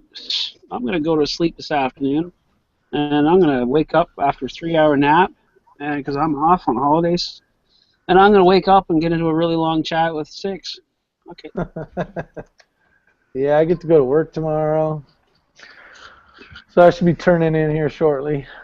Got 17 viewers out there, though. I appreciate everybody coming, except for Justin. I mean, what was I? The Cloudo Dust Man. Yeah. You look Fuck like you, you're on man. fire, Justin. Fuck I was gonna squirt water on you and put you out. I thought I was gonna save your life. Yeah, that's it. Yeah, for the chat, I did say clip, but I said clip on purpose, by the way. It was a clipazine, he said. Well, I said clips because I was trying to be funny, but apparently, and well, oh, he said LOL. He said clips. Okay, he understood I was trying to be funny. Hopefully, that's it. Anyway. There are some people who actually get pretty upset about that and legitimacy. I don't know why, but Yeah. You know. Who's that ass clown? Hey, did you guys remember that whole Guns with History? I better not even start this conversation. It'll be another 5 hours. Yeah, right, eh? Guns with History. Oh man, I had so many people after I put that video out. A bunch of anti-gunners just, man, it was crazy. Not so much death threats, but like one guy said, well, you should just blow half your head off then, from Australia. I was like, wow, aren't you a nice guy? I love how peaceful the anti-gunners are. Holy hell. It blows my mind how peaceful they are. I am so glad they don't like guns because, jeez. Yeah, no shit. Yeah, they always. I like the ones that says, "Well, with your guns, I hope your child finds your gun and kills himself." God I know. Damn, man, I had one of those. shit, I had one of those. Ohio brings up a good point. I should definitely jump back out to the chat room for all you folks that stuck around with us for 2.5, almost 3 hours. I do appreciate it. So we got Jack of all trades, the oily prepper, Joel's Quantum Heart School. Quit adding stuff because I'm. Oh, let me just go to the bottom again. Okay, and then we got Seymour Beavers, Jabobo 2320, the oily prepper, Ivan Itchy Ballsack. Hello. Some of these names are awesome. Quizar Nugget Nuts. I don't know even how to say that one. Sorry. Gear Grinding 19. Jack got Will Hornbuckle, which came back after he won some other freaking surprise. Guy wins. He's a lucky man. He should just buy a lottery ticket and get it over with instead of quit stealing all everybody else's YouTube possibilities. And then we got Is Your Six Covereds in the house? Just kidding. That's me. Jerry Pruitt. Will Hornbuckle. Blah Blah Tuesday. Gear Grinding 19. Penis Scars. Did I say it right this time, Justin?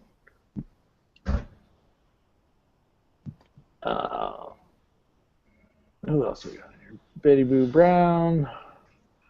I think that's it for the latest versions. I'm pretty sure I got you before if I didn't get you again. But thanks for tuning in. Yeah, that whole gun history thing, man, wow. I tell you what, though, I blasted out a video because I was pretty pissed off about it. I was like, this is such bullshit. And if you guys aren't familiar with the video, look up Guns with History. But, yeah, it was pretty... That's with your M1, right? Yeah. You had your M1 yeah, Barbie? it's the one I showed, like 3 different guns and talked about gun history, about my, first gun that my son shot, positive stuff about shooting firearms. Exactly. And man, it was a... You talk about your clips? You talk about your clips in there too? The clipazines? No. Yeah. You talk about your clips? We're in California, so we can't have clipazines. It just sounds scary. Oh, yeah. Okay. Hey, man, the whole Clip magazine thing, whatever. I mean, I don't give people too hard of a time about that because growing up, you know, AK-47s took banana clips. Do you remember everybody called them banana clips back then? Yeah. Yeah. That's what the whole thing's Yeah. It is. It's kind of silly, but whatever. I think that whole mag clip thing comes from the same guys that pull the gun back to their chest and look to the left and the right and then left to right again before they put their gun in their holster. Yeah. Yeah. Maybe. Yeah. That's proper shooting, though. I don't know. Who the hell knows? Who the hell knows? That's what I say. Who the hell knows? Hey, I'm gonna do a little shout here if you don't mind. Rock on, my friend. Yeah. Listen. Basically, there's a really cool thing on the go right now. Billy Johnson. Go check him out. He was over on Practical Tactical tonight and Protecting Liberty. He's doing a Kickstarter project, trying to get a Second Amendment film off the ground. You go over and visit an informedstateofmind.com, my website there for ISOM, and in the informed videos, you're going to find the whole process there for getting involved in that, and it's really, really good. Check out the YouTube channel and such as well. It just, like I said, it's really, really, really cool. This guy's going to be able to produce a really fantastic Second Amendment video. I'm Canadian certainly, but like I said, I think it's like he says, he's you're not going to get anybody else to do this type of film, and it's going to be a full feature film, of course, documentary. And, so check that out anyway. So there you go, Billy Johnson, Protecting Liberty. So check that out. It's pretty cool. Very cool. Yeah. Is it penis scars or is it P NASCARs? It's P NASCARs, but Fucking Justin. You got me on that one. Sorry, man. I done butchered that name up pretty well. That's alright. Kind of sounded cool.